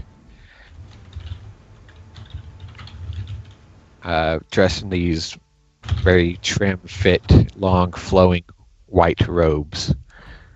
The sleeves of which have been very neatly folded up and tied back at the elbows as he works at the table. Alright. Khan just kind of gives a short whistle to catch his attention as he walks in. You see Atuian turns, Khan gives him a little wave, and shrugs kind of in a manner, motions at all of you, and just almost apologetically, like, here's a problem I'm dumping on you, sorry.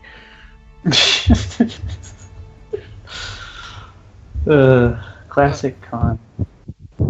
Hi. Good evening. Greetings. I'm Atuian. How can I... You are, yes? Daxus Martin. Cordy, that's Ilya, Rio, Willow, Danica. Is there something I can help you with? To keep this brief, you see Daxus here, his arm is gone. Yeah, I put on a magic ring last night. Fell asleep with it on my hand. Didn't really know what it did, which isn't the smartest thing. Honestly, I kind of forgot I put it on, and then woke up, and my arm was gone. And as we understand, transmutation magic is involved. That's about the extent of it, of what we know. And yeah, as you can see, arm's gone. See, he waves his arm through where it should be. Khan just kind of steps in. The commander thinks it might be somewhere else, possibly. Wants to know if you can maybe find it. Yeah. Yeah, the scrying magic here can do that kind of thing. When lost possessions. That is possible, yes. I can attempt this. certainly. Can you just kind of talk us off? Describe your arm. Well, okay. All right. So he begins to like remove. Well, no, he can't. Right, yeah. Willow, could you help me get the armor off my arm, please? Yeah, sure. And All right. okay, there's a couple. To say it, but he's like, There's a couple of very, very awkward minutes as she does this, and you're all just kind of standing there waiting, and Etuin is just standing there folding his arms in his long white, very pristine robes. As she's doing it, he's like, other than the ring, which if you want me to, I could. This is my drawing arm, so I could draw you. I could try to. The description is fine if you just. Okay. I also had a ring of protection on my middle finger. No. Do you know what those look like? Or do they vary? I don't know. I'll describe that one too. I believe only those put a ring of protection in Texas. Well, they can. Vary, maybe. A ring of protection is inherent in the magic, not in the form. Yeah. So it can take any different ring appearance. I had like a chevron, and it was made of this, and just describes it. Yeah. Right. You describe the rings, and then he looks at your other arm. He looks at your other arm, and you're like, "Yeah, there's this scar here, and it's like basically this arm except mirrored, and there's a freckle here and a scar there." Very well. Let me. To do it for a freckle left arm. Got a mole. No, I don't have a mole.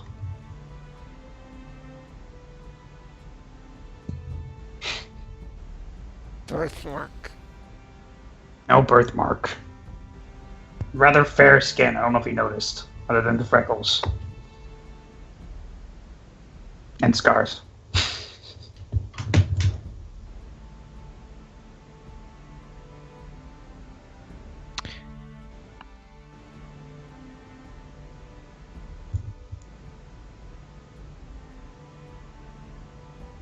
How's he?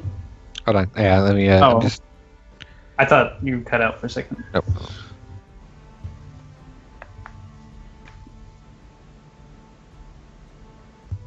Okay. All right.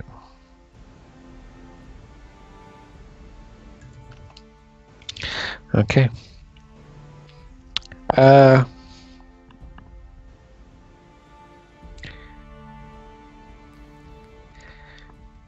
Well, this is a bit awkward. Certainly. Just hold on a moment. And you see he moves over to the work table and begins kind of clearing it off. Reaches under it, pulls out a kind of like a lidless crate, starts shuffling through it, pulls out this large round spherical ball of crystal, sets it up on this small tripod on the table, takes out a bowl and a couple of bottles off the shelf behind the table, fills it up with this clear sparkling liquid, moves the tripod and the crystal ball on to it, looks over at you, gives you a kind of piercing observatory glance one more time, nods to himself, and then begins chanting,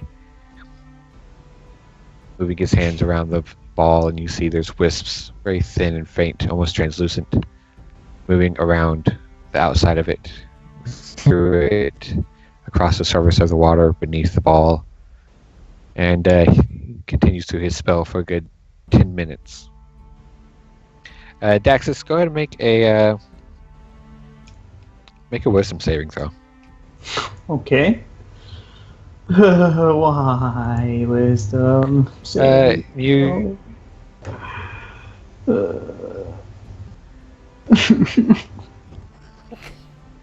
Don't. Why would it be that one of all of them? It's the only one I have a negative in. Don't worry, that's good. Oh, okay. And in fact, you can wish to fail automatically, or you can wish to fail voluntarily if you wish, but I'm having you roll because it's not you but your arm, and it's kind of weird and complicated. Okay. Yeah, so the 10 minutes pass, and the energy around the ball grows thicker and thicker, and you watch these billowing silvery clouds well up within it, rolling over each other. And you watch as Atuin bends closer, peering into it intently, watching, eyes flickering very slightly back and forth as he appears to be watching something, although all you see is smoke. You see anything? He just kind of very silently raises up a hand and puts up a finger.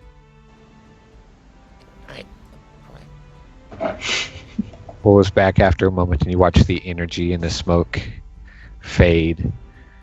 There's a bit of a ripple across the surface of the water, moving from the perimeter of the bowl towards the center and then fading as it moves to calm stillness.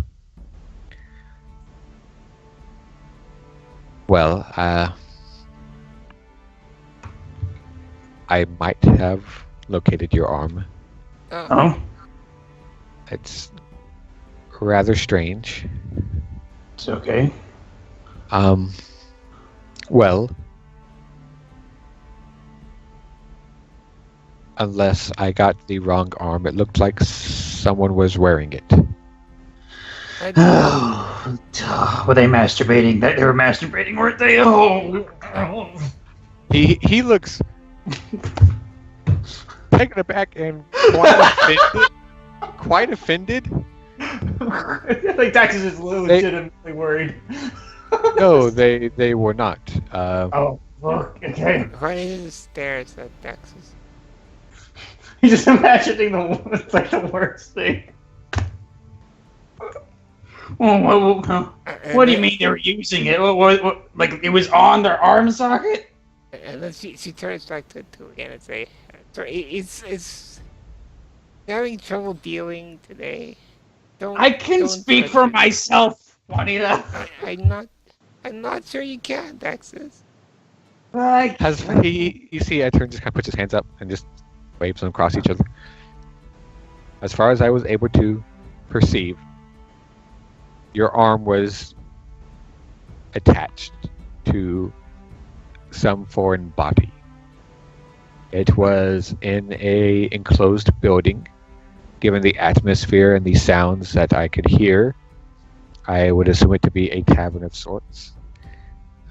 There was drinking involved. There was also, it was faint, peripheral. It's barely perceivable through the scrying, but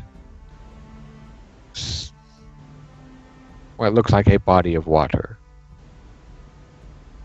Okay. What's the arm attached? A person. I can't say more than that. Is your face or body type, male, female? I'm afraid not. The scrying is limited. My focus was on your arm. I caught scant glimpses. I caught scant glimpses of the surroundings, but the main focus was on the arm itself. It looked like a male of possibly human origin, in a tavern, drinking near what looked like, my best guess would be the ocean. Oh, so a seafront tavern. That narrows it down. No, but the ocean's not nearby. It could be anywhere.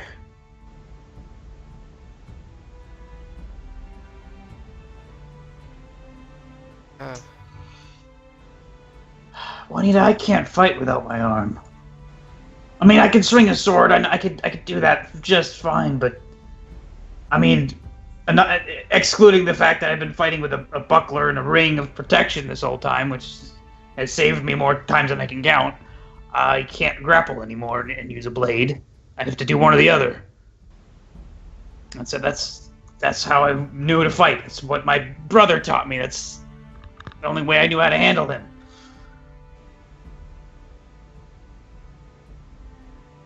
Are you sure?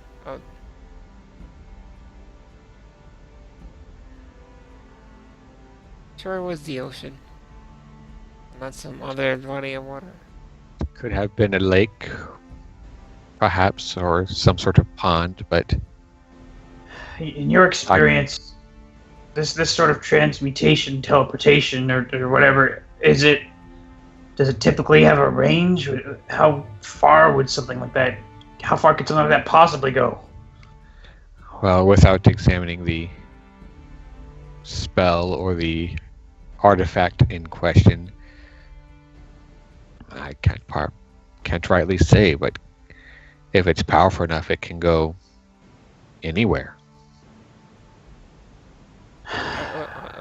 Halsey, doesn't Nostana have a port on the river? No. Actually, it does. Doesn't the river? I'm- I was it- thinking it's like that the warehouses were next to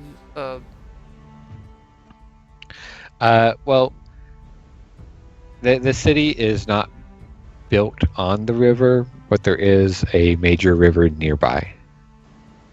The warehouses aren't for like shipping, or they aren't for okay. they aren't for seafaring ships. It's for overland shipping. Yeah, the river is nearby, and there is a eastern gate that leads, in that direction, and people do come and go to, get water and fish and, So you know. how far is it? It's probably about 10 or so minutes from the gate.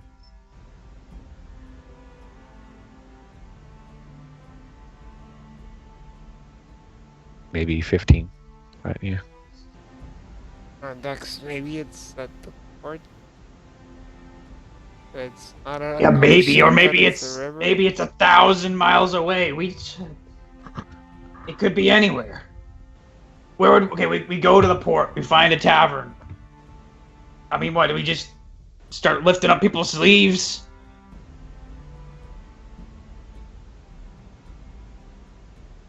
I don't know. Edwin speaks up. So I could not be of more assistance, but my advice to you would be perhaps to get some rest. Well, your arm is probably not going anywhere further, probably, and you'll make better decisions once you're rested. Just nods. Thank you, Edwin. You have helped a lot. Hope you get a good night's rest tonight as well. Just gives you a nod, and there's a bit of a shuffle in his arms as he looks like he's maybe about to reach out, maybe kind of pat you, and then thinks better of it and just let's not touch him.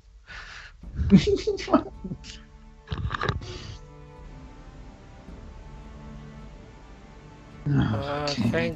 Thanks for your help. Yeah, let's head back to the tavern. His distant look kind of washes over him. He doesn't say it. Right. You head back to the tavern, enjoying a nice, long, sullen walk on your way there. Night having fully fallen as you reach it.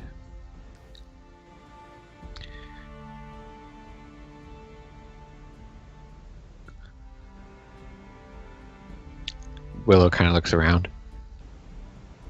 So, Are you hungry, Daxus? Not really. Oh, okay. No. No, I am. I'm sorry. I'm not thinking about food right now. Well, what do you want to do?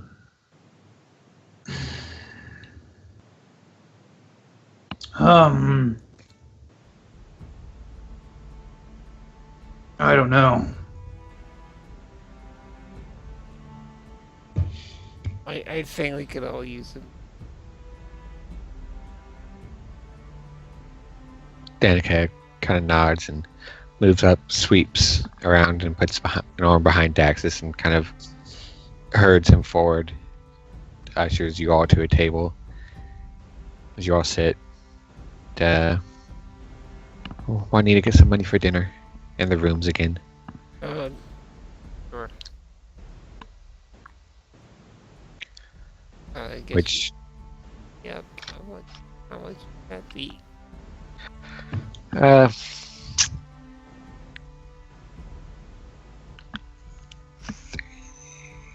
we'll call it 6 gold for rooms and food for all of you. More than she has on her person, I guess she'll open up the hole and Okay. I guess I'll write that down in the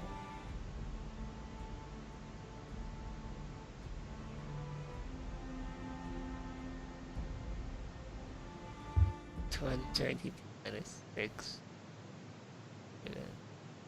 60.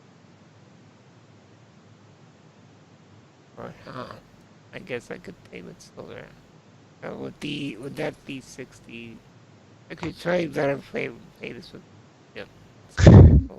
Use the silver or copper if you can in some way.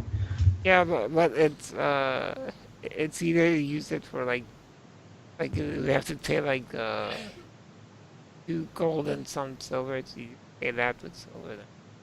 And whatever. It's gonna be like 60 silver. Well, use whatever what you think Juanita would use to play in character. She's given pigs.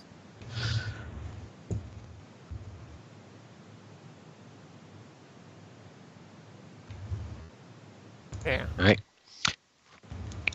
He will bring out some food and drinks as you all sit there and kind of quietly start eating. Yeah. Is there anything you guys want to say or do? Daxus will just be very quiet. You won't say much.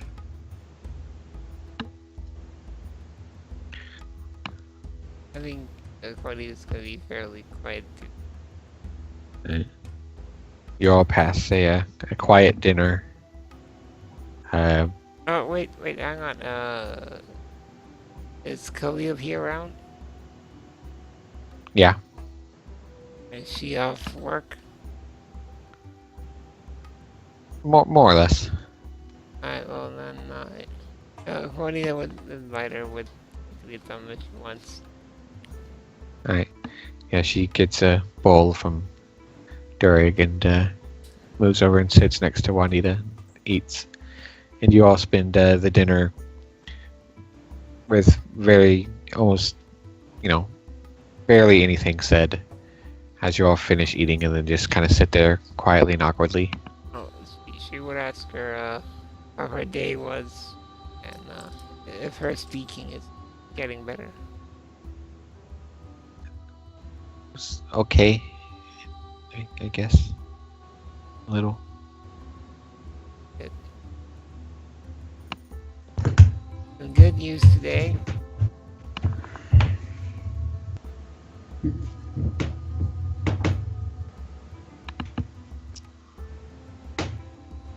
Violence. Again. Yes, indeed.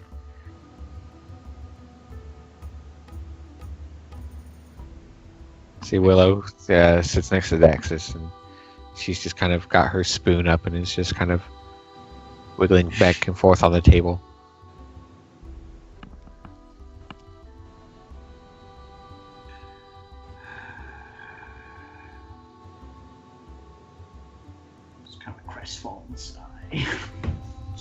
out of this bowl.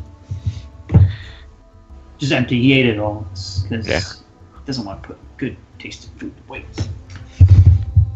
Well, you hear Willow next to you, just kind of to herself. Moving the curse didn't work. Maybe if I prepare something else, I can try some other things tomorrow. Well, this...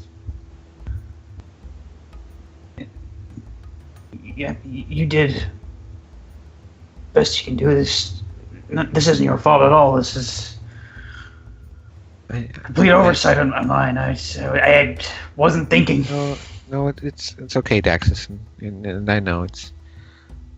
I was just thinking maybe if that spell didn't work, I can prepare something else tomorrow, and I don't know, try something else, I guess. What kind of spell? I don't know, maybe if I can cast some kind of restoration on it or something instead. Maybe, I don't... I appreciate it. No, I do. I really do.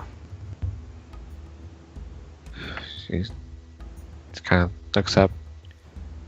Alright, well... I don't know, it might not work, but... Well, I'll try it anyways. Yeah, it's okay if it doesn't, but... Okay. I'll find a way to get through this, so don't worry about me, alright? Well, we're all get through it, Daxus. Don't worry. You've got us. So, yeah.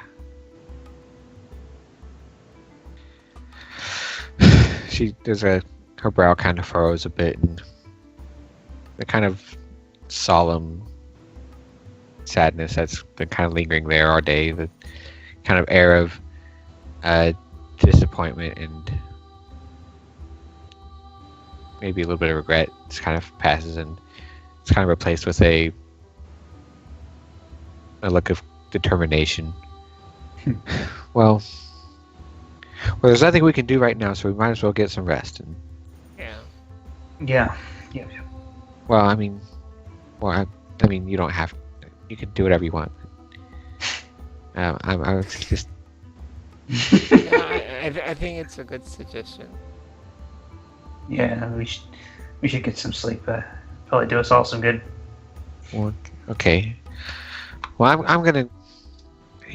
I'm gonna go to bed, and I'll get up and get ready, and yeah. Well, good night, Daxus. And don't worry, everything will be okay somehow. I know it. I'm gonna go turn into. It's a glances at Danica. I too. Is all in on there, Daxus. What'd you say? So hold on. Oh. I'll head to my room as well. Thanks for being here, guys. Means a lot. Danica reaches over and just kind of ruffles your hair a little bit. Yeah. Says, don't worry, Daxus. We'll be okay. Yeah. Hopefully. Gets up. There's a small clatter of plateware and utensils as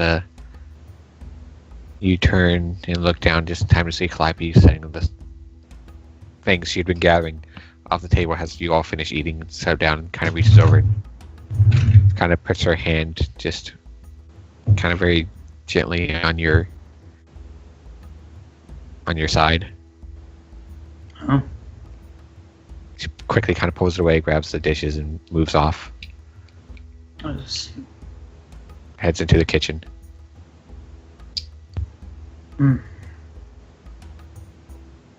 Oh, what was that about?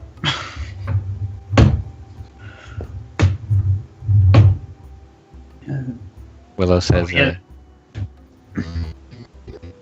Willow says, "Well, I think she was probably trying to be supportive, maybe." Oh, that's nice. That's nice. She's been through a lot. She's been through a hell of a lot more than waking up without an arm one morning. She's in a good place now. Danica kind of looks after her. She's healing, Daxus. Yeah. But she'll get through it, and so will you. So, buck up. Yeah. I'll be fine. I'll be fine. Even as I said, though, he's still a little down, but he's gonna head up. He's going to the room now. Yep. You all head up to your rooms. He's gonna spend some time trying to read one-handed his grappling book. It's kind of flipping through it for one-arm techniques, and then just eventually just chucking the book across the room for the frustration, roll it over. As you do that, oh wait, yeah, he's gonna need help getting out of his armor first. There's a knock at the door. Mm-hmm. Oh. You hear Willow. Daxus, can I come in? Yeah. Yeah. Oh, hold on. He gets up and unlocks the door. Yep. Kind of peeks in. Hi. I remember you might need some help. Oh, thank you. Yeah, I came in here without thinking. Couldn't really get it off. Yeah, here, just let me in. She just kind of pushes you gently, and comes in and starts undoing all your buckles and straps and rivets and stuff. Yeah. Takes it off and very neatly sets each piece down and kind of organizes it. Gets it all off. Pulls off a greave and looks up at you. Says, straightens up, holding it. Daxus, I don't know. It might be a while, but well, I'm not going to give up on this, and even if it takes me a long time, I'll figure it out eventually, and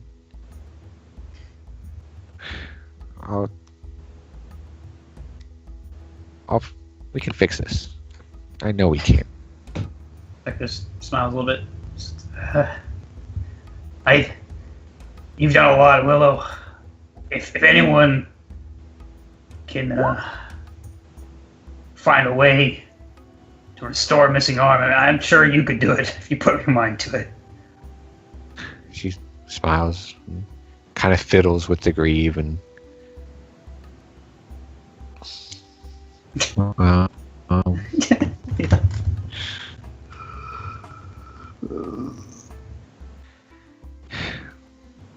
well, I don't know, but before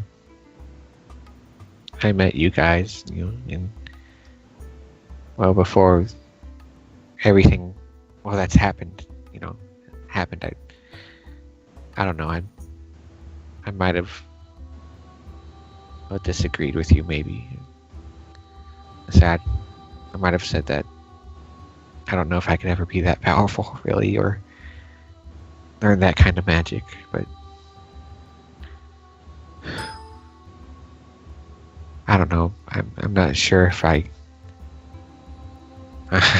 still not sure if I can, but I think a large. She kind of grips it closer to the greave, close to herself. But I really want to now, and I'm not going to give up. So. And neither will I.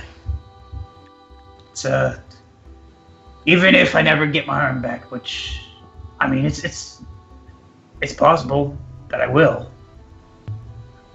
But I'll find a way. There's some of the greatest people out there have disabilities of this kind, and it's a setback. I probably have to learn a whole new way to fight. But I want to overcome it. And I still mean what we were talking about the other night. I want to get stronger for you guys. And I think that's because you guys are my strength.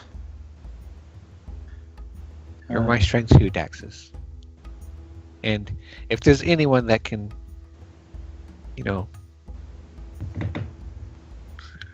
well, I mean, it would be better if you had it, but, or I mean, of course, I want you to have it, and but if there's anyone that could be great without an arm, I know it's you. So. Thank you. And just she kind of sighs and come here. She reaches up and just puts her arms around your neck and pulls you down into a hug. Yeah, sir. Kind of very shyly and kind of hesitantly just kisses you on the cheek. Kind of pulls back and just. I know it's. I know this kind of thing is difficult, but the Daxus I know is strong enough that this. Well, you'll overcome this. I know you will. Yeah. Oh, okay, good night. And she just thrusts the greave into your arms and just turns around and walks out. Yeah, he's like, good night, Willow.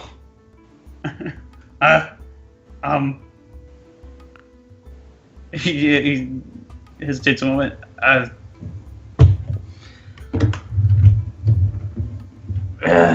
Good night.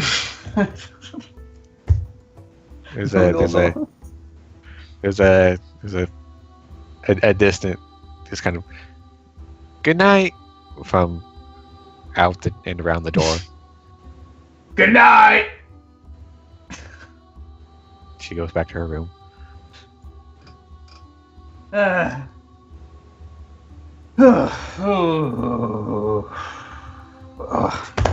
he puts his armor away and flies back into bed.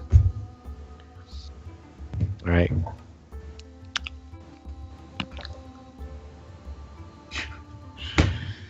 Freaking Waffy.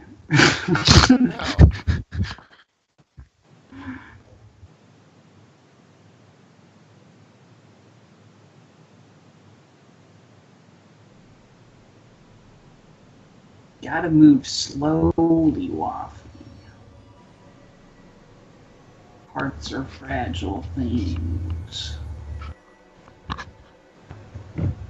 Uh-oh. So, as you all go to your beds and the night passes. Oh, see, I told you this. This one that makes me. One gives me anxiety. I know.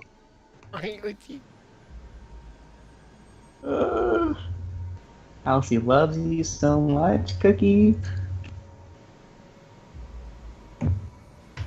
But I'm the one being affected by this. The night passes.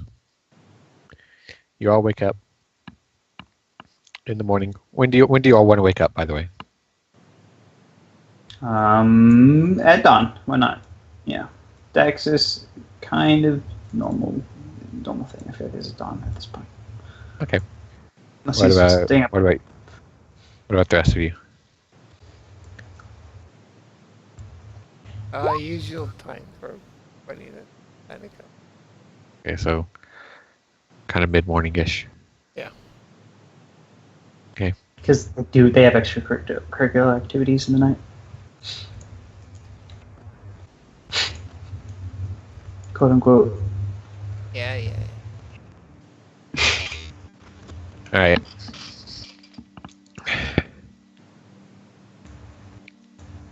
Helia, you wake up at dawn, sit up in your bed, look out the window at the very faint pink light that is starting to color the sky beyond the buildings.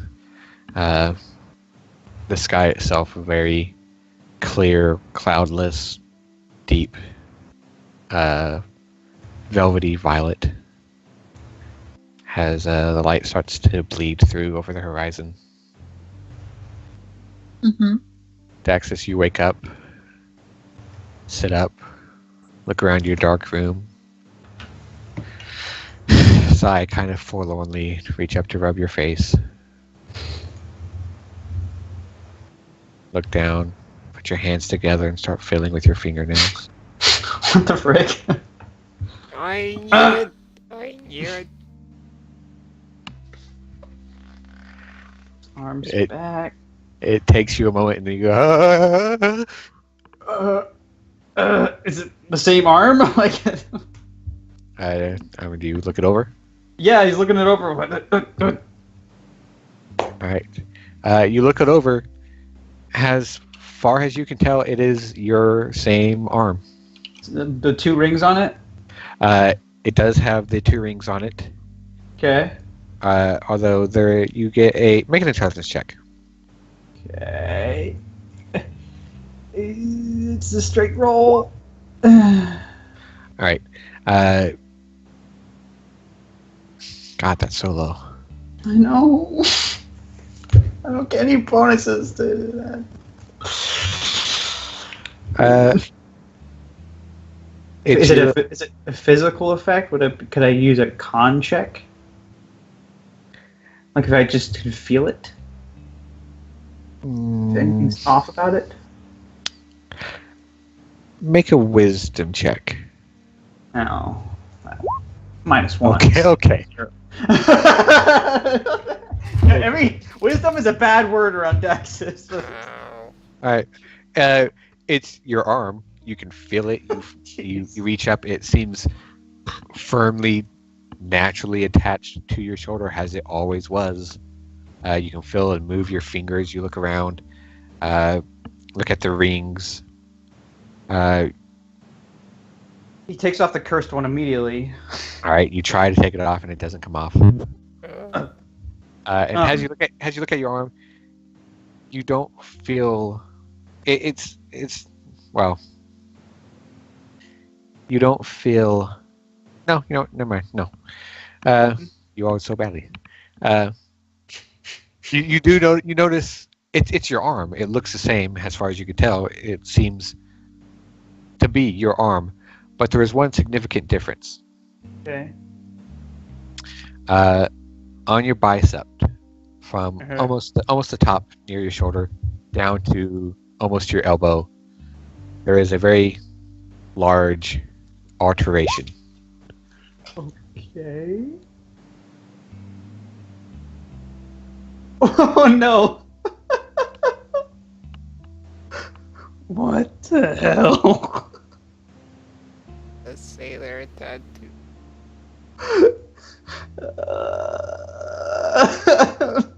What an asshole! I mean, his worst tattoos he could have gotten, but that's It's a mermaid. It's forget me not. What a smug thing. You just sit there rubbing at the ink like, oh my god. He tries with the ring one more time unsuccessfully. Yeah. Pulls off the ring of protection, puts it on the other hand. Okay. As you do that, you kind of get the sense that No, you know what? I don't think What? he could. Because I was imagining them both on his middle finger. okay, all right, well then it is stuck there. Yeah. As you fiddle with it, with both the rings, trying to pull that one off, and then realizing this is probably really futile, trying to pull the ring of protection off over it. Nope. Okay. Yep. Pretty futile. Okay. But as you fiddle with it, you kind of get the sense the magic is there, but you don't think you're attuned to it anymore. oh, Oh, okay. Then attuned. As it turns out, if it's of enough distance away from you, objects you're attuned to become unattuned to you. So Okay, all right. I mean, I figured it had to be something like that. But I don't know. Like it just would make sense. It'd be kind of weird to be attuned to something like I left it like back home in different country, and yeah, I just can only attune to 2 things now.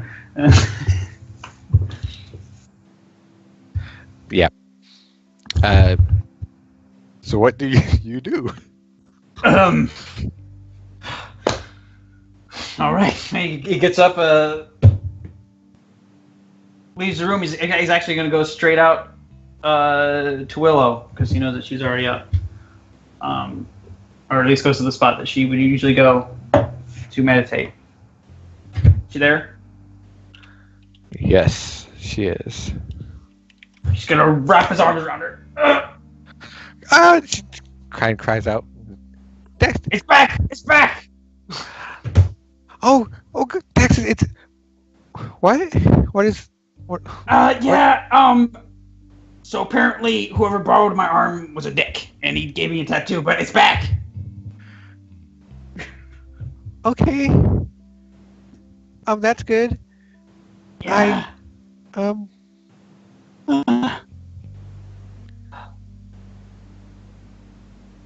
She's kind of... I'm sorry, did I startle you?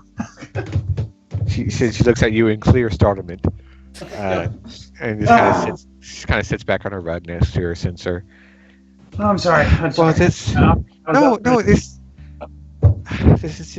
good. This is a relief.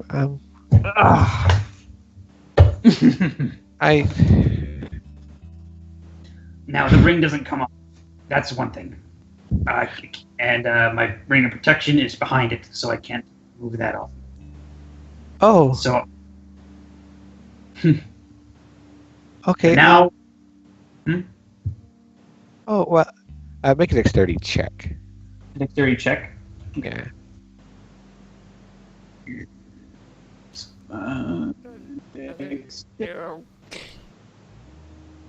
Maybe it's dex. An 8.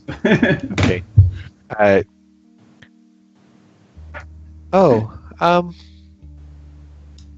Well, she looks at the, well, let me see your hand. Alright. She's gonna cast guidance on herself. And she's gonna start looking at your ring. With her. Yeah. Well, I still can't tell if it's cursed or not. Yeah. She kind of lets go of your hand and starts fiddling with her own fingers, looking down.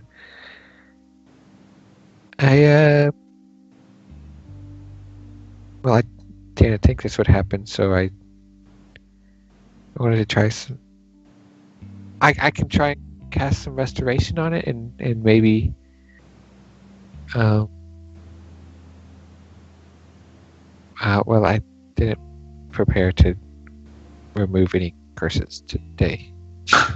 Oh, yeah, it's all right. Oof. Do you want me to? I can try casting the. Should I? I don't know. Did that affect it? Restoration? Well, usually, not, but you never know. I guess, kind of. I'll defer to your judgment. But if you think it would help something, I don't know. There's a whole thing. You might want to save your magic. Do you think I should save it? Maybe if. Well, maybe. Well, I mean, it's back, so. Yeah. I don't know if it's going to disappear again, but at least I know that it does come back. We also, have the ring here. If we want to go back to the wizard, we could have him look at it. I think everyone else is still asleep. So you're the first person to find out. Maybe they'll all have input. I don't know. I'm just glad to have it. She looks up at you and kind of smiles. Me too, Daxus. I'm really, really glad. Yeah. Thanks again last night. I don't know. I tend to have a tendency to kind of go into a dark place whenever I'm feeling discouraged, but it always helps to be reminded of what's really important. Well, you've got all of us, so. Yeah. And I mean, I don't mean to preach or, I'm not trying to really convert you or anything like that, but I mean, Riverinja tells us to. I don't remember the passages right now. It's just, but something about dawn always coming and stuff, and after the night, and there's the sun and things.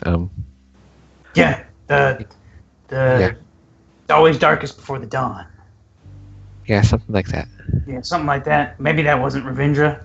Man, that could have been Batman. But There's a- I'm sorry, then. What'd you say? I'm sorry, then. Yeah, no. yeah, but Ravindra seems pretty good guy. No, he provides. I mean, I'm not really a big religious person, but I do believe that he's got power. He's proven that before. So. Yeah.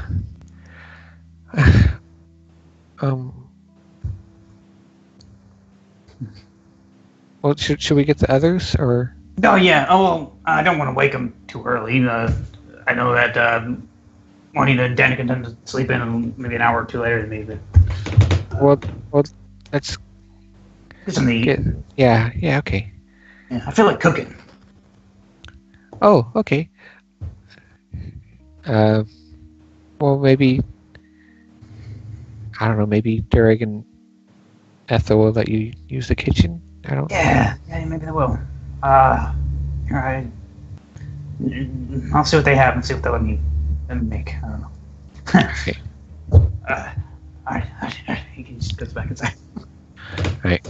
Go ahead and make a persuasion check with advantage. Okay. 16. Thank you for the advantage, because...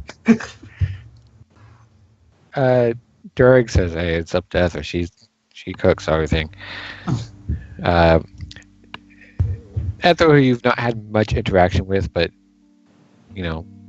she knows who you are and she's seen you around the last bit. She's reluctant, Yeah. but she agrees to let you in, and as long as you keep to one corner, stay out of her way, and you use your own stuff. And if you want to use their stuff, then you're gonna have to pay it for it. Yeah, I don't really have like food, so I'd probably have to pay for that. And he knows that. So. Yeah. You could make a pretty decent breakfast. Okay. Makes Probably. Sausage and an omelet of some kind. For how many people? Well, it's still about still a bit before the others are getting up, so he's making it for him and Willow for now, and then if the others want something, maybe he'll make something later. But yeah, he's got his own seasonings that he might use. But. Yeah. Okay. So for now, you could.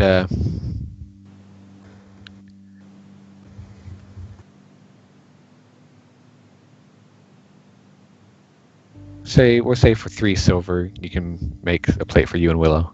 Okay. Yeah, today. All right. You come out and you see after you finish cooking, real quick, just some sausage and eggs, whatever. You come out and you see Willow sitting at the table with Helia. Oh, Helia, yeah. I must have ran right past you, or did you just get up? I don't know. Did you want some? Still making food. I mean, I'll just finish this, but you know what? You look distracted. She reaches out and just takes the plate from you. Hey, that's mine. He moves back. No, he doesn't let her take it. No. Make a strength check. Strength check. I don't want to drop it everywhere. Dagnabbit. Not above a 10. It's never above a 10. Yes!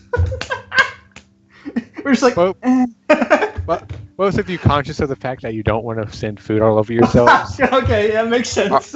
or just fingertips, just like Mine. you just slip out of. She leans back, crosses her arms, and glares at you. Fake one later, and you can make a request if you want, as long as you're paying for it. He sits down. Next She looks over at Willow's plate, lets her have it.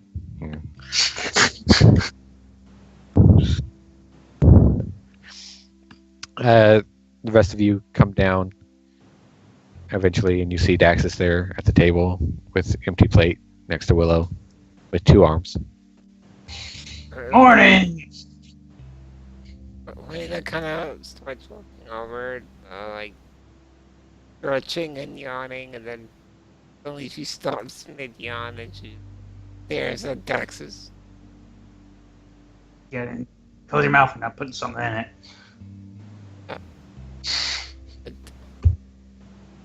Yeah. No, seriously. Back? Yep. It's back this morning.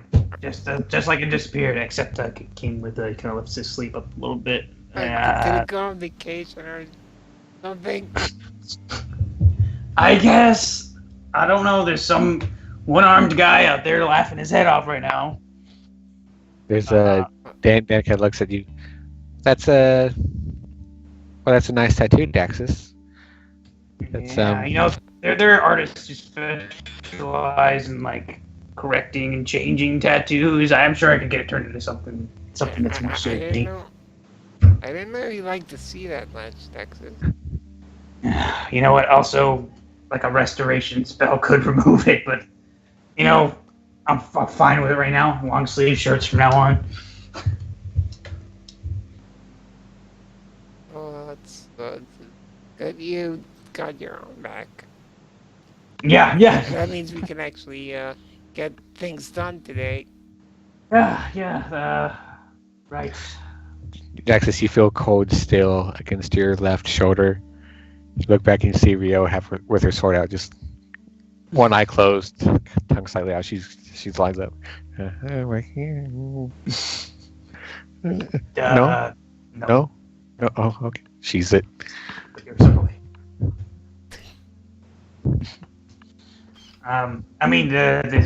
a risk that my arm could disappear again. I don't think I'm attuned to the ring anymore, but I don't know if that even matters. Oh, by the way, it won't come off. That's another issue.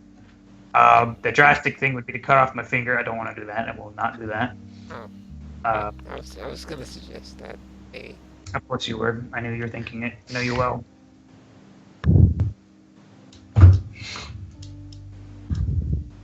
But yeah, at least today, I'll be at my normal. And we'll never take this arm for granted again. Speaking of which, are you hungry? I just made breakfast for you, Willow. I can make something for you too. Oh, that's for Willow, huh? Well, I can make something for Hilly as well. I guess she's been waiting. Hilly flips her hair. I'll have whatever Will's having. Okay. Yeah, Daxus will get back up, smile again, and just be and Danica too. She's hungry. Are you hungry, Danica? We're both hungry. Yes, I am, Daxus. Alright. I'll get you guys. Alright, that'll be 6 more silver. Alright.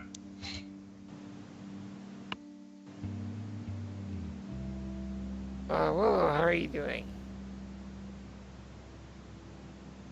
Okay, I guess. I'm glad he has his arm back. That's good. Yeah. Well, then what are we going to do today, then? Oh, go after those bounties. Okay, well, what should we do? Which one? I don't know. Sailor lady. Alright. Or the kid, how's that pronounced? I don't know. Seda. Alright, Daxus goes in and cooks some more food, brings back out, and you all eat. Your bounties. So what would you like to do, and how would you like to do it? Oh, wait. I just remembered that it's the gang we had more information about. Oh yeah, that's also going to be the hardest one, Oh, possibly. potentially. Yeah, the easiest one to track, probably the hardest one to take down because they know exactly where they are. It's just like Yeah, it's good. It's gonna be like a full-on battle. no, potentially, unless we could think something through. Whew. Okay. So yeah, I'm honestly leaning to one or the other. I don't know I don't have a preference. Maybe it might be easier to go after the Seda. We just do a little bit of investigating first. Might be a nice thing to ease ourselves into it because I mean the other one feels like we'll be going up against numbers. Maybe we could try asking around, posing as wanting to join. Maybe. Probably I guess way to get we don't really have a information. reputation. We don't have a reputation, but people, have known us to be. Well, I guess those same people would know that we work with the Grand Guard, but we were tracking down people who were starting fires. We did fight some people who had caused fires. Maybe they would see that as an effort of trying to quell the unpure or whatever. Well, I mean, they wouldn't necessarily know anything about us. It's a big city, Daxus. Yeah, I'm just thinking of things we could use. I don't know. Well, I'd say just going up to them empty-handed would be best. Alright. We should. I guess we'll ask around. Yeah, because maybe they disagree with something we've done. We wouldn't know. And we don't know their standards. Well, it seems a little odd that. Well, I guess we could find out more about people who may be attacked by these people in like a shadier part of town, someplace that is more occupied by the criminals and stuff. Yeah. So I think we should start heading towards where. Actually, Akan told us where Felsi was about. Which direction was it? Which the West End. Yeah. So we could just start heading over towards there and asking for Seda. All right. Let's do it. I'm good to. I gotta get my armor on. I'll go do that real quick and get my stuff together, and I'll be good to go. Well, right. you what? Go ahead. Yeah. Well, you might need to play along at some point. Remember, you're not really pledging allegiance to whatever they believe. Right. Oh, okay. I know that might be a difficult subject for you, maybe. I mean, once we find him, I don't know if we have to pledge allegiance. Just say, "Hey, where's Seda?" Yeah, I don't know. Well, we'll cross that road when we come to it. Yeah. And as I understand it, it's not like a huge organized group. It's just a small gathering of people at this point. Not very organized. Maybe we don't really know anything. Well, Khan said it was. It's been described as like a cult, but it's smaller and less organized than an actual cult. It's just a kind of a group of like-minded dissidents.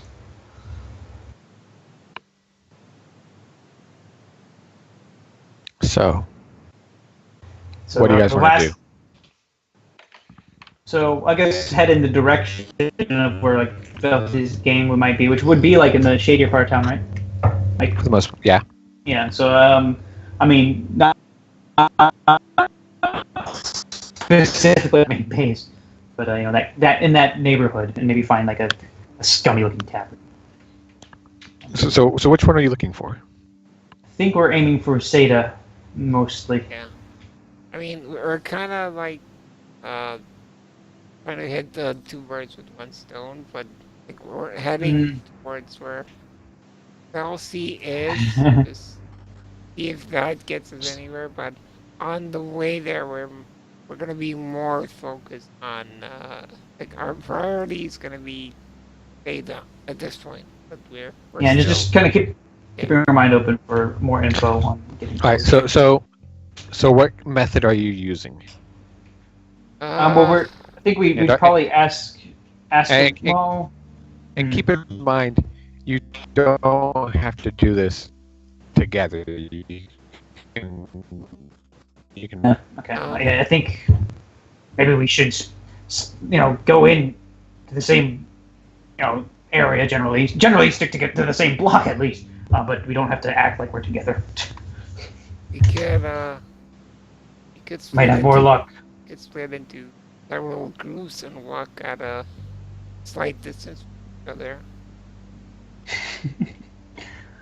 Okay. I mean, like once we get to the tavern, act like we don't know each other. Because just in case one of us sounds like a complete idiot, we don't all get thrown out with him. Yeah. Yeah, I guess. I'll be honest, I'm not a very deceptive person usually. Well, what if Kind of. what if you let me and Danica pose as the converter or whatever. Yeah, I mean, you and Danica could maybe. Well, actually, I know you guys like to be a pair. I think since Danica has word to take part in this, maybe Danica and I team up, and then you join forces with maybe Hylia or Rio or Willow, and then the last two if we want to pair off. Because, well, I'm trying really hard not to be offensive. I think I've just made a judgment call based off of where you grew up. You're not very good with words, are you? Kind of assumed you were. I'm not trying to be rude, but I am. Sorry. How would you gauge your own ability to deceive? You know what? I'm just gonna go with Danica. No, that's I've already. You can't just do that. We're trying to come up with a plan. Are you? This hasn't really come up before, but are you good with talking around people? You haven't really done it much before, at least in my presence. And I had reason to lie, have I?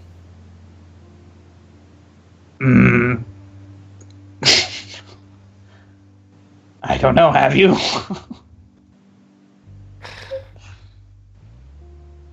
Basically, is her charisma good? Like, I don't even know.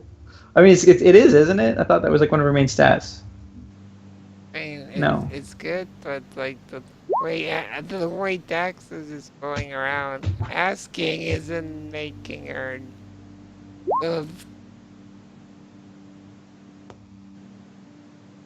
He's basically asking her if she's good at deceiving people, and he feels like he just assumed that she was, and he felt like that he was maybe offended. That was not fair to her.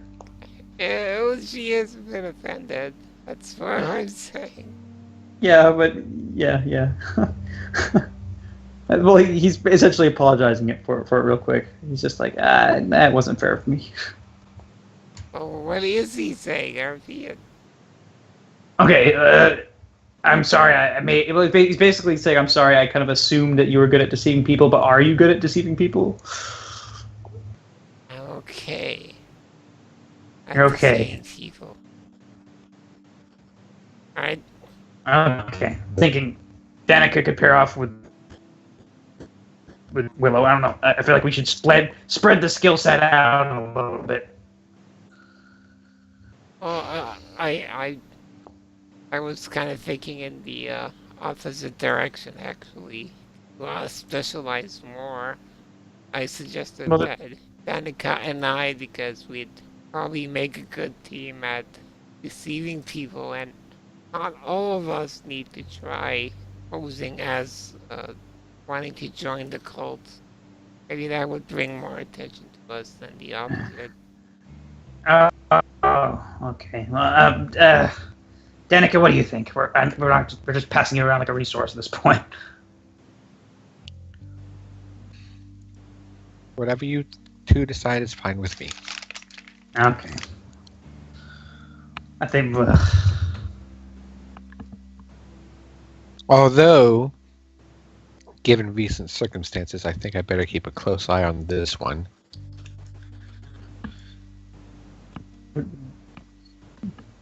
Don't questioning my abilities. No. Well, I mean, yeah, literally, but like not questioning whether they're good or not, just which ones are good for the situation. Right.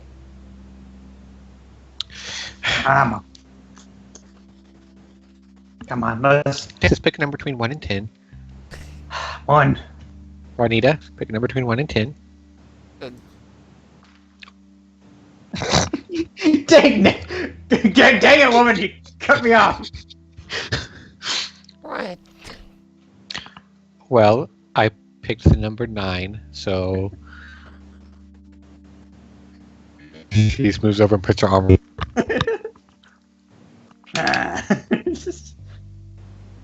Alright. Price is right. Alright, well, okay. Actually, everyone pause a minute. I'm gonna restart the recording because I think it's really doing. So nobody say anything in character. Nobody picks For a nobody. second. 1. Right. Okay, Oh, no, 9 again. That was. Doesn't 3. change anything. The recording was fine. Another 3. Continue. 6.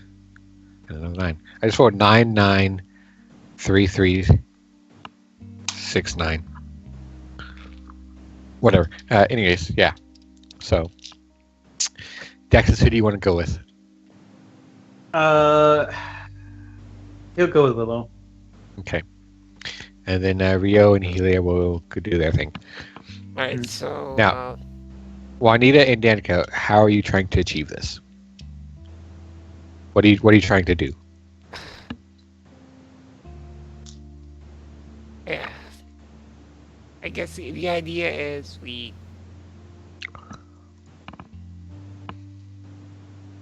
kind of throw the name around people, and depending on if it catches or not, say that we're trying to join up. Okay. Daxus and Willow, what are you trying to do? Daxus, he's going to try to approach this as like, well, okay, kind of almost as in an honest way as possible in this, but it kind of appeal to the. I mean, I'm assuming the establishment we're entering is full of kind of unsavory people. I mean, that's what the assumption is. Well, you're not just going to one place. You're gonna go through. Yeah. Okay. But he's going to appeal to the sense that these people are tracking down or hunting people they're deeming impure, which would be other low life type people, individuals. So this these people are a threat kind of to everyone, but that they're looking to find her and take her down because. Okay. Juanita, make a deception check within -2. Get the Oh, nice. It's better than the -3 you had yesterday.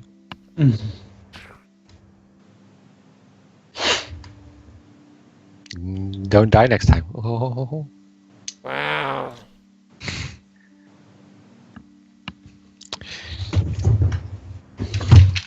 Whoa! -2. That. Oh. Alright. Danica. Ooh. Rolled a 19. Ha. That's what I would Well, have you guys got it. Dax, well, If not I necessarily. wasn't. Daxus, make a persuasion check. All right, help me, Froly. Thank you, Froly.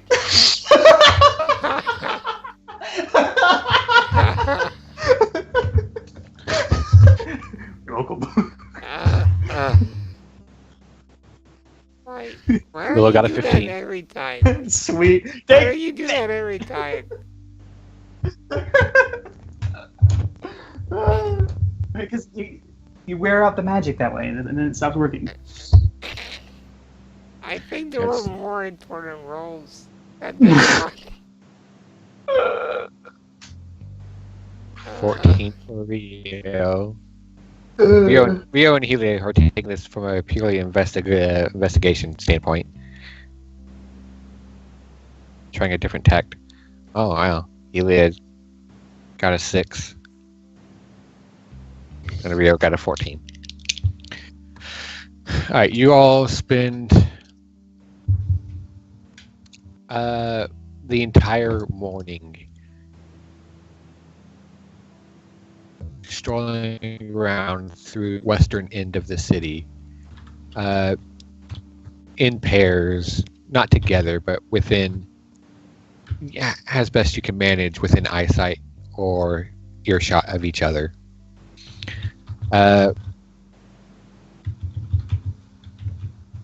Rio and Helia don't have much luck. However, Daxus, you and Willow, with your earnest, upfront appeal to these people's well-being, putting it's almost on the verge of fear-mongering. Okay. where you're putting the idea in their heads that, hey, we might actually be in danger. This is bad. Yeah.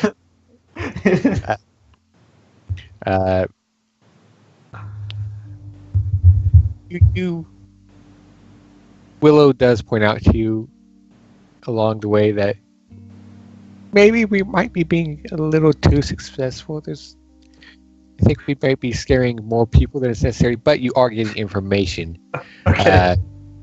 from the very few individuals who don't have the exact knowledge you need, but are pointing you in the right direction.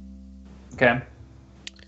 And at the same time, as you collaborate with the other two, Helia and Rio having little to contribute other than, these people are shady.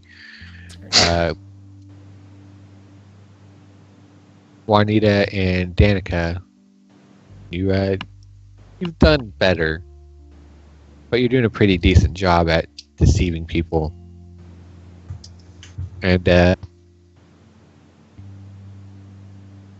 doing it in such a way where you're not obvious about it and you're very subtle about your intentions of wanting to find and join with these people, connecting with the proper channels to point you in the right direction.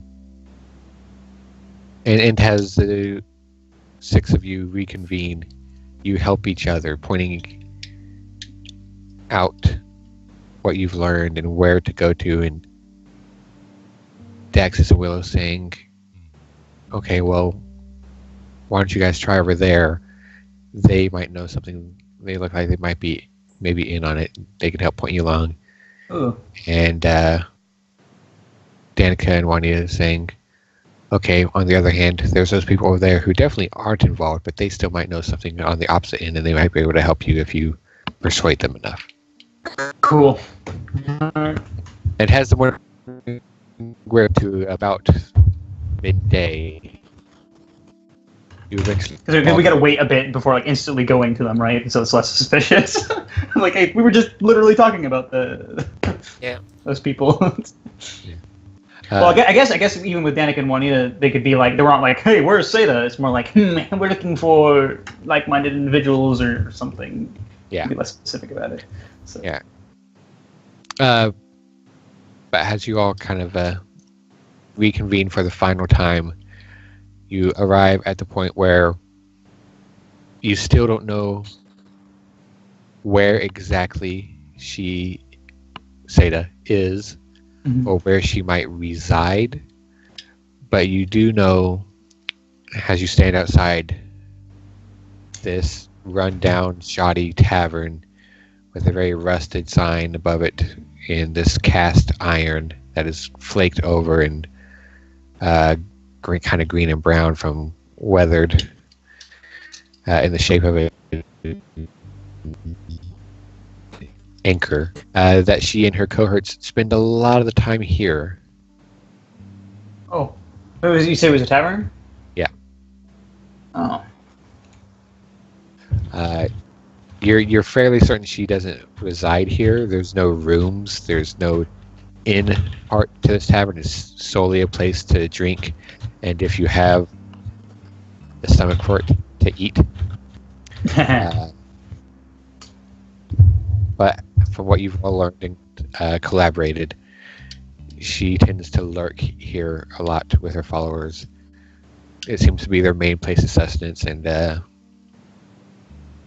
kind of their main point of standby. Well, all right. What's the name of this tavern? The Anchor. Oh, the Anchor. And you are standing outside it, should you wish to go in. Well, we're here. I feel like the methods me and Will have been using might not also be wiser. Daxus. Mm-hmm. You've also been able to find out that she's had people kind of come and go, joining with her little band, and either dying off in some altercation or realizing they were in over their heads, either attempting to leave or failing in their attempt to leave. But as far as you're aware, at the moment, it is her and 3 cohorts. Oh, okay.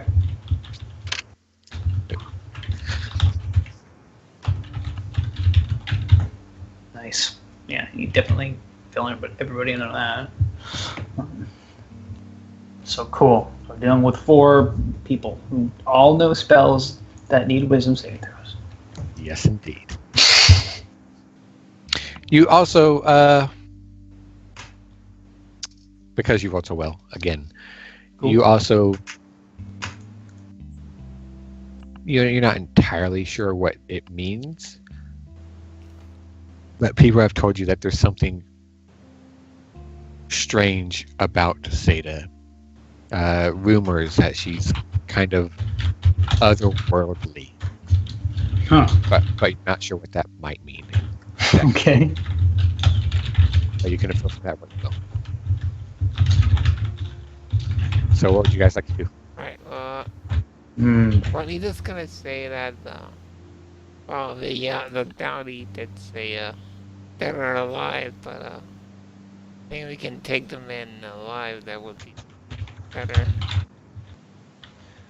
I mean, if I see the opportunity to take her in alive, I will, but, if it risks our efforts of taking her down, I'm not gonna stretch things, safety first. But I'll try to hit the wound. Yeah. That's generally what I try to do anyway, unless dealing with goblins. Or people who almost killed us. Yeah. Never mind, I don't do that very often.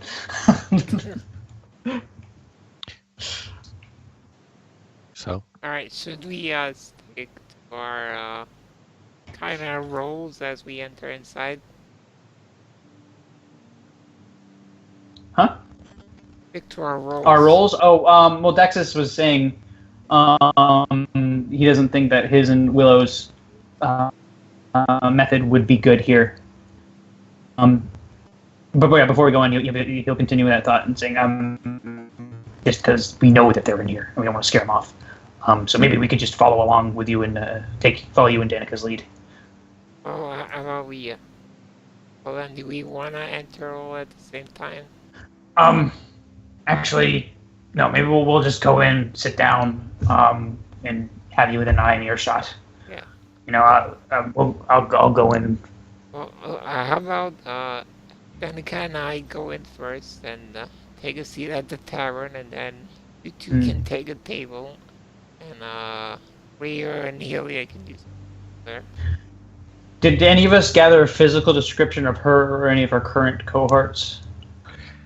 Of her cohorts, no. Mm-hmm. Of her,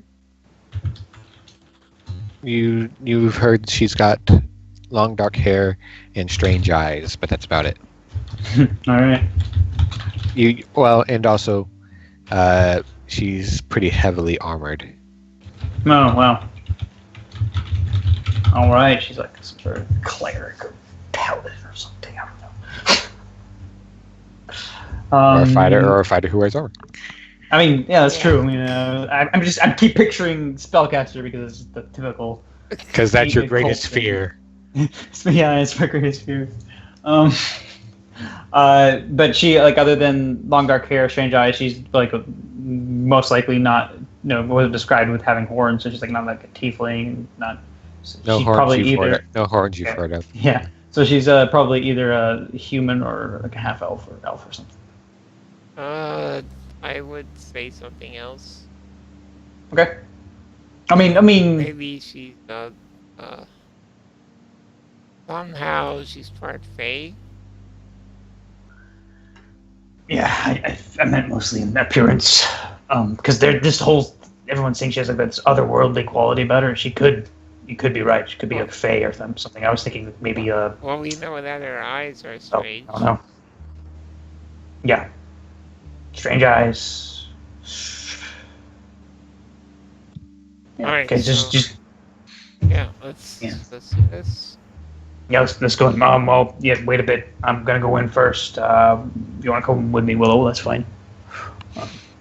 Okay. Yeah. Okay. All right. We'll stick to the same pairs. We don't be investigating. All right. So you two head inside and are immediately hit with the stench of stale alcohol. The windows to this place are. You're in the part of town where things like glass are a luxury. Okay.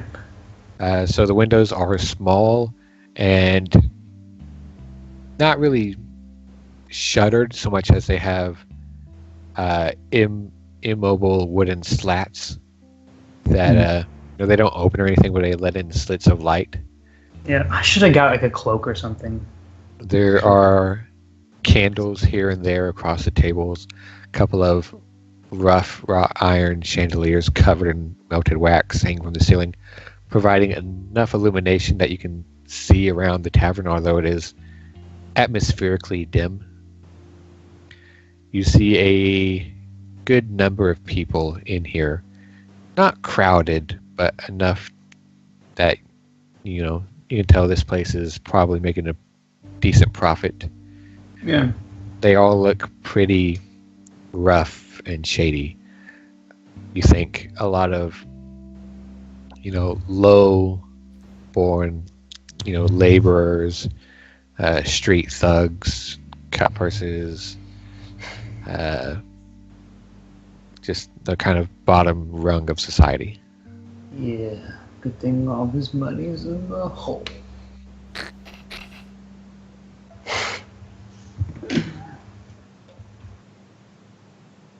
And that his ring of protection is trapped behind a ring that doesn't come off, so it can't be sleight of hand. Did you try to reattune to that ring of protection? No. Oh, the ring of protection? Oh, yeah. I mean, if I had the opportunity to, yeah. I mean, you would have had the opportunity, yeah, but just, Yeah, okay, yeah. Is it not attuned? yeah, that's what I was telling you. I'll see. What? Can see the warehouse. I know it doesn't matter. Oh, Yeah, that's what I was telling you. So you're not attuned to the ring of protection. Oh, I thought you meant the other ring. So even after trying, it won't reattune? No, you can. Oh, okay, yeah, then he would. What I'm saying is the ring of protection was. Yeah, okay. Yeah. I thought you were talking about the ring that took the arm away. Okay, yeah, he would have reattuned to it. Okay, so just there you go. Yeah, he would have no reason not to. Yeah. So you walk in, look around. What do you want to do? You see, there's a mixed reaction of people turning and looking at you as you come in. Others ignoring you. There's a range of expressions on the faces that turn towards you and notice you coming in, ranging from what you can see to be immediate paranoia of why are people like this coming in here? Are they here for me? Or interest, ranging from just kind of passing to a bit more invested in look at those shinies. Yeah. Is there an empty table over here? Is there people here? There are a couple of people over there. Okay, where is there a nice empty table? I don't know. Right. You see, there's a couple of people over here. There's people. There's 3 people sitting over here. This table is full. There's 1 person sitting up here. There's about 6 people at the bar. This table is empty.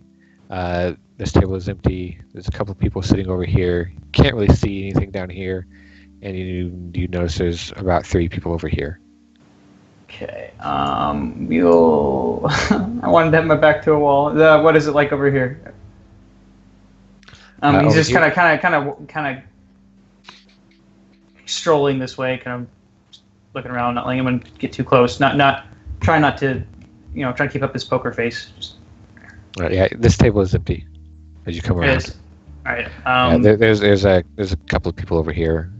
A couple of people here. Did I say there's a person here? Yeah, there's a person here. I thought you said this one's empty. No, this one's empty, and there's like one person over. And there's one person over here, 1 person over there. This table's full. A couple down here. This is empty. Right.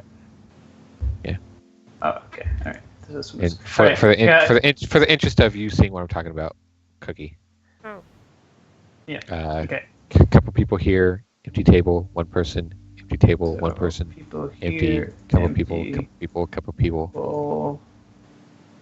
Okay. Hang on, let me get closer. Daxus will nod over at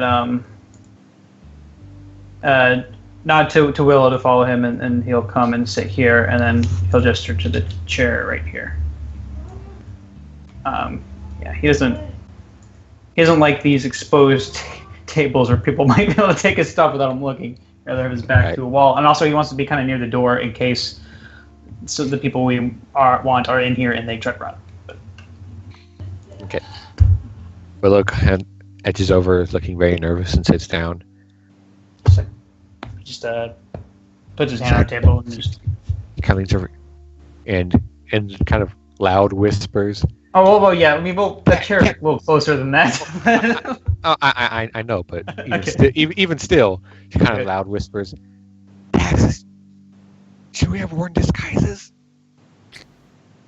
I mean, like a cloak probably would have helped. That thought crossed my mind, but I think we'll be okay.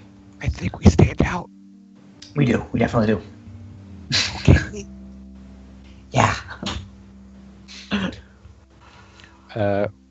Juanita and Danica, how long do you wait?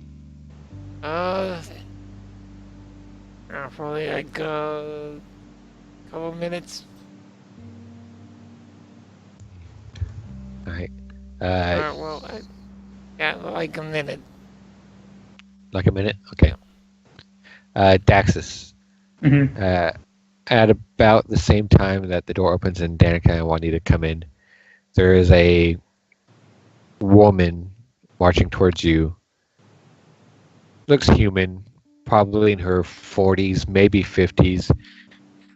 It's hard to tell, but you can tell she's had a rough life and her skin is kind of weathered and worn. It's kind of creased and wrinkled and hardened a bit, and she's got on this dirty, stained apron, bared arms, which are, nowhere compared to yours, but for a woman of her age and station are a bit impressive.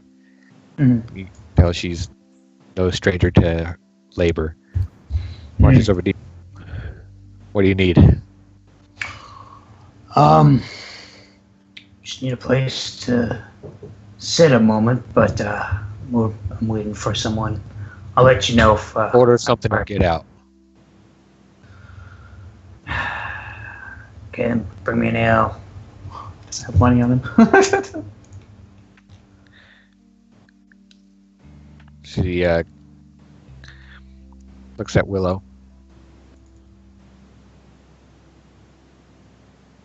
She's my +1. Your +1 can order something or get out. Bring me 2 ales. Was that her hand? It's 8 copper. Shit. That's it. 8 copper. Not really. 8 copper. That's less than a silver for both of them. Let me see. I don't have money. I didn't grab my money. Or would I have in my whole investigation? I mean, we're going into taverns and stuff. We would have brought out money for buying stuff. We're going into a bunch of taverns. Okay, so I would have money. Oh yeah, we probably would have lost some money through that whole process. Which I was going to say, but I forgot. Let's see here.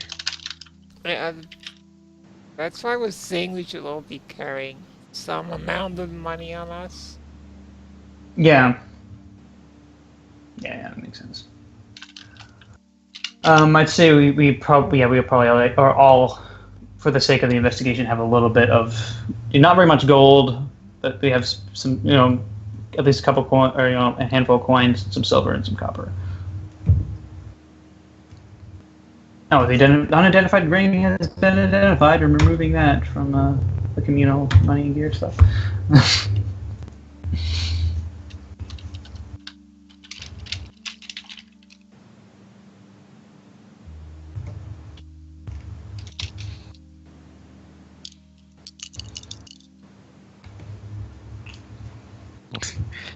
Yeah, Rio and Helia lost you some money.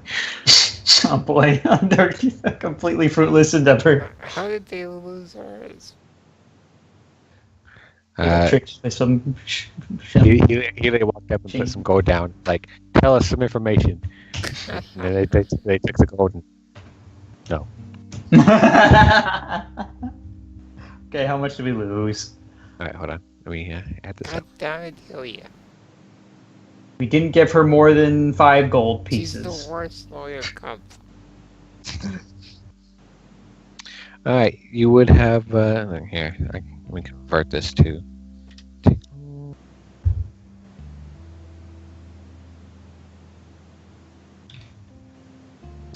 So...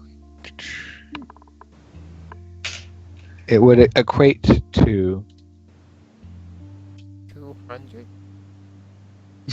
I didn't give her 200 gold. Daxus would give her like 5 gold, 10 silver, and 10 copper. But between all 3 groups, you would have spent money. Okay, well, alright. No. And yes, you would have some money on you to pay for your 8 copper. Yeah. He'll hand over the 8 copper. Alright. Sure, walk away. Has Juanita and Danica come in and you look around and see much the same stuff. Alright, just to get a refresh, is there anyone who looks like Ada's description? Are you gonna stand there in the doorway and look around? No, just like immediately entering. Make a perception check make a perception check. After the woman leaves, Daxus will kind of turn to Willow and like kind of small talk just to show, try not to be suspicious, but then cast glances around the room. He's like, "How you doing, Willow?" Are you showing where the people are? Yes. Okay, good.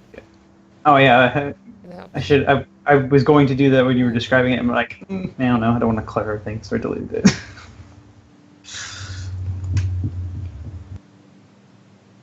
I like having the more official placement. Because I didn't put in a bunch of tokens for... That's fine. That's fine. That's fine. That's fine. I don't need it. I have imagination. Hey, I didn't even have the tavern last session. Yeah. Well, I didn't even notice because my imaginations are so good. Yeah, I mean, not that you really need it. There's unless there's gonna be combat, you don't really need a map for everything. Is what I'm But learning. Scotty's gonna go back and get that chest that was in the basement. What basement? Oh, that. No. No. Yeah, there's people there. Juanita, you look around, taking a moment to linger in the doorway as people look in your direction. You don't see anyone that really matches her description. A lot of the people in here, well, not a lot of them, but a good number of the people in here are wearing cloaks and hoods and things like that. The people over by the fireplace, their cloaks look a little bit nicer, although only just slightly, and there's a little bit more bulk to them. Like, it could be a person wearing armor, or it could be a muscly person. But you can't see anything really about them. So like on this table, or do Yes. you mean the bars? No, the table mostly. I mean, there are people at the bar who also look kind of bulky with either armor or muscles, but you can't really see a thing about them other than that from behind. Alright. I was just gonna walk in with Danica, and she was gonna gesture for them to head towards the bar, but it seems a bit crowded. Now I don't know what to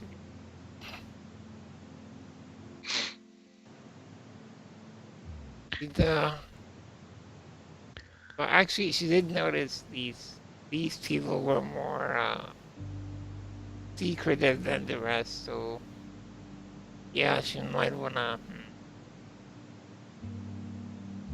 As you stand there at the door, you just kind of No, wait, debating. It's just me. Danica just kind of elbows you. Juanita, come on, move. Yeah, kind of gestures towards the seats there, I guess. Okay.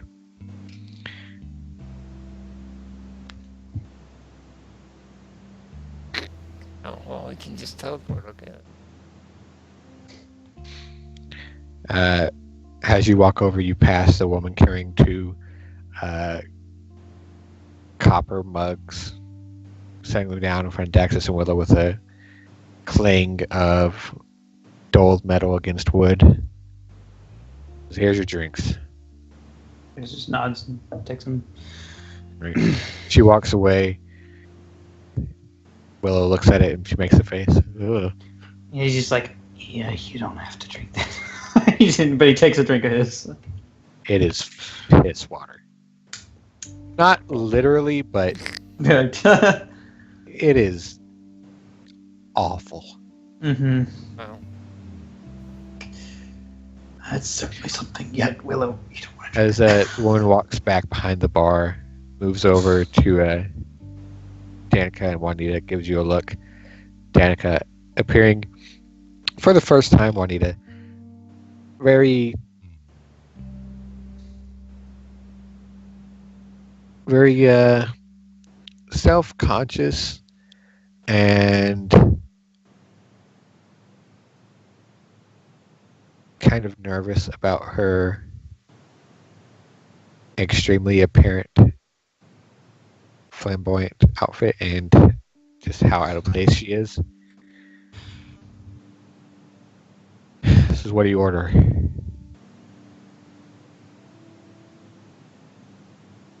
Ale. Looks at her, Danica. L. What's at her hand? 8 copper. I'll pay that amount. Alright. Guess should I deduct it from the thing? Yes, Yes, you should. I will. How much? 8? That. Mhm. All right. Yep.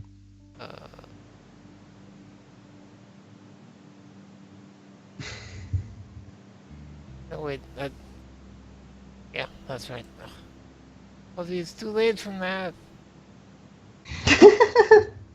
Calculator! I did it. Go! Alright. She will reach under the bar, fill up a pair of copper mugs, and pass them over to both of you. Danica doesn't make as disgusted a face as Willow, but she kind of wrinkles her nose a bit, looks down at it. The barkeep is standing there watching both of you. Dang it. Yum. You see Danica just kind of bring it up to her lips and just kind of put her lips on it, but not really tilt it back at all. Yeah, I was actually gonna say Juanita's gonna pretend to be drinking as. There's a little bit of a stale, thin and very fragrant L that kind of sloshes against your lip, and Danica's, and you both just kind of together just put your mugs down. Look at the bartender, this kind of quietly nod. She turns away. They're conveniently placed potted plant. There is not. The plant is already dead long ago and they threw it out. Too many people dumping their ale into it. You look over and you see the person to your left, Juanita, is apparently passed out. As far as you can tell, they too are wearing a cloak and a hood, and have their face turned away from you as they're slumped over on the bar. You kind of glance over and you see their mug is empty.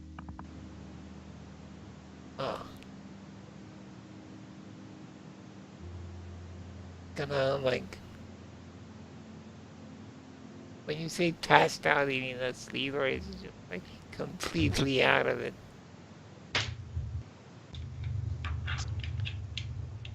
Make it, well, I mean, you can't tell. All you can tell is that they are slumped over the bar. You hear breathing, but their head and face are, their head and body are covered and they're facing away from you, so you can't really tell without putting your hands on them to check. What if she just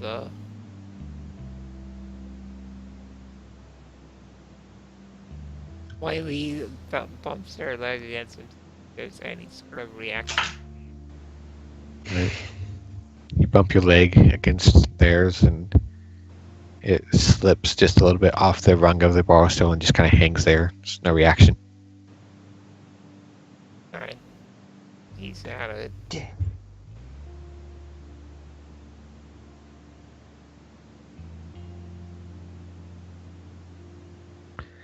Danica reaches over with one hand and just with a finger wipes the thin, stale line of foam off your upper lip. This is dead.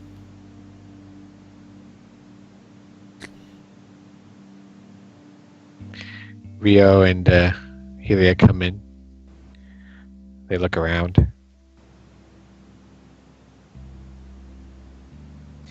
Rio just moves forward confidently and just sits down with a heavy thud. They all crowd in at this table. Dagnabbit. No, no, she doesn't. Oh, no, she didn't. No, she knows what her plan is. Get over there. Oh my gosh.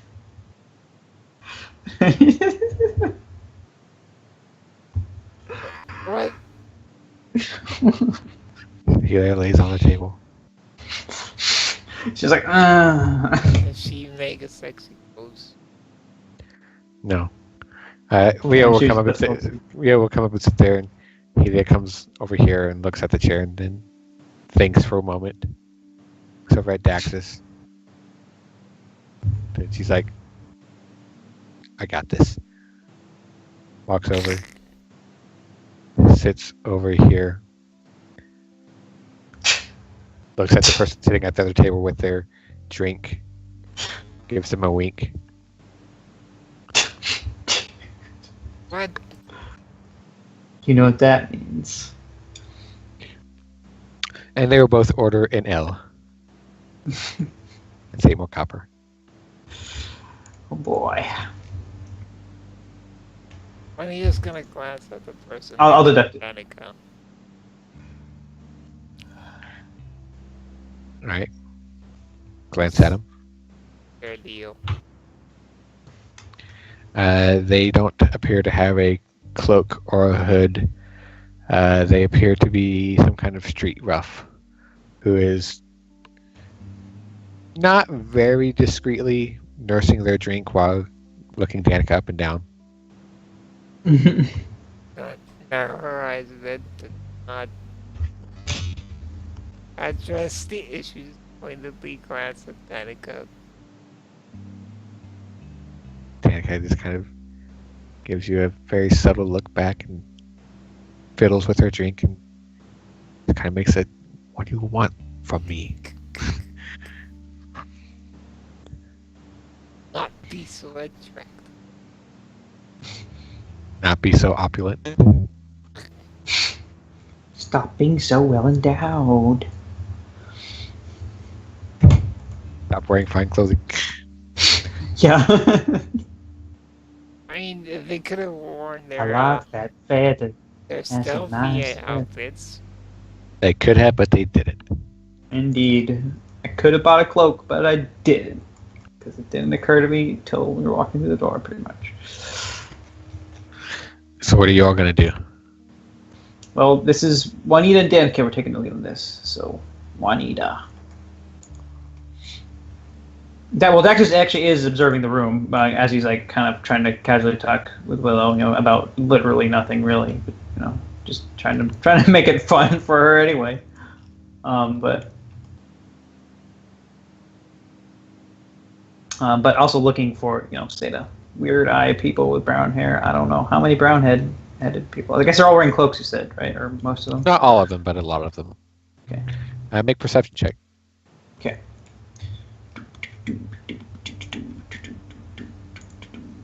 It's a 0. Oh, it's not a 0. Oh. I was trying to draw power from this old plastic sword I have. I guess that gave me a 13. So at least I made it above a 10.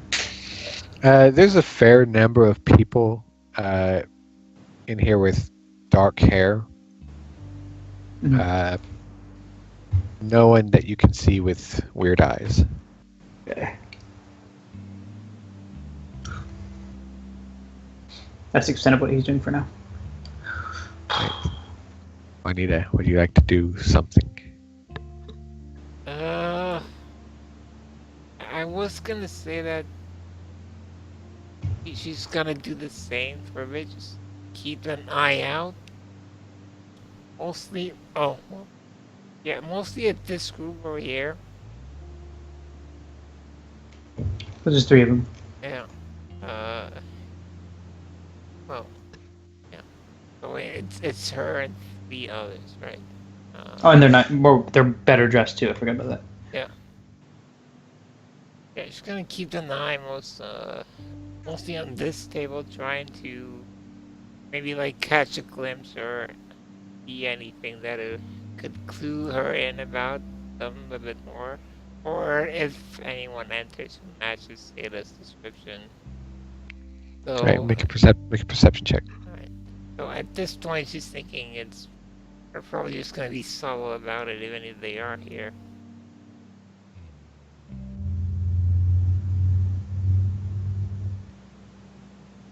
Okay. Okay, from where you are sitting, you look at the table next to you, and you can see the person on the far side,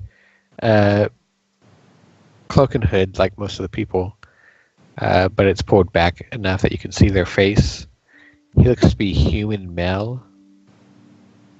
Okay. Not much to him, but you can see he's got some weapons on his side under his cloak. You can't really tell what. You just see the hilt peeking up over the edge of the table, and he's kind of glaring in your direction. The person across from him, closest to you, their back is to you, but you can see from where you're sitting, underneath the table, propped up against their leg, is a large shield. And there is the tip of a sword sheath poking out from under the cloak. Large shield, right? Anything about the other one? Not that you can tell.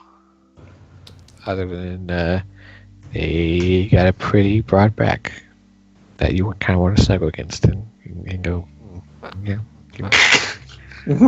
What? I don't know. One is a side, it's fine. What? I resent that. I resemble that remark.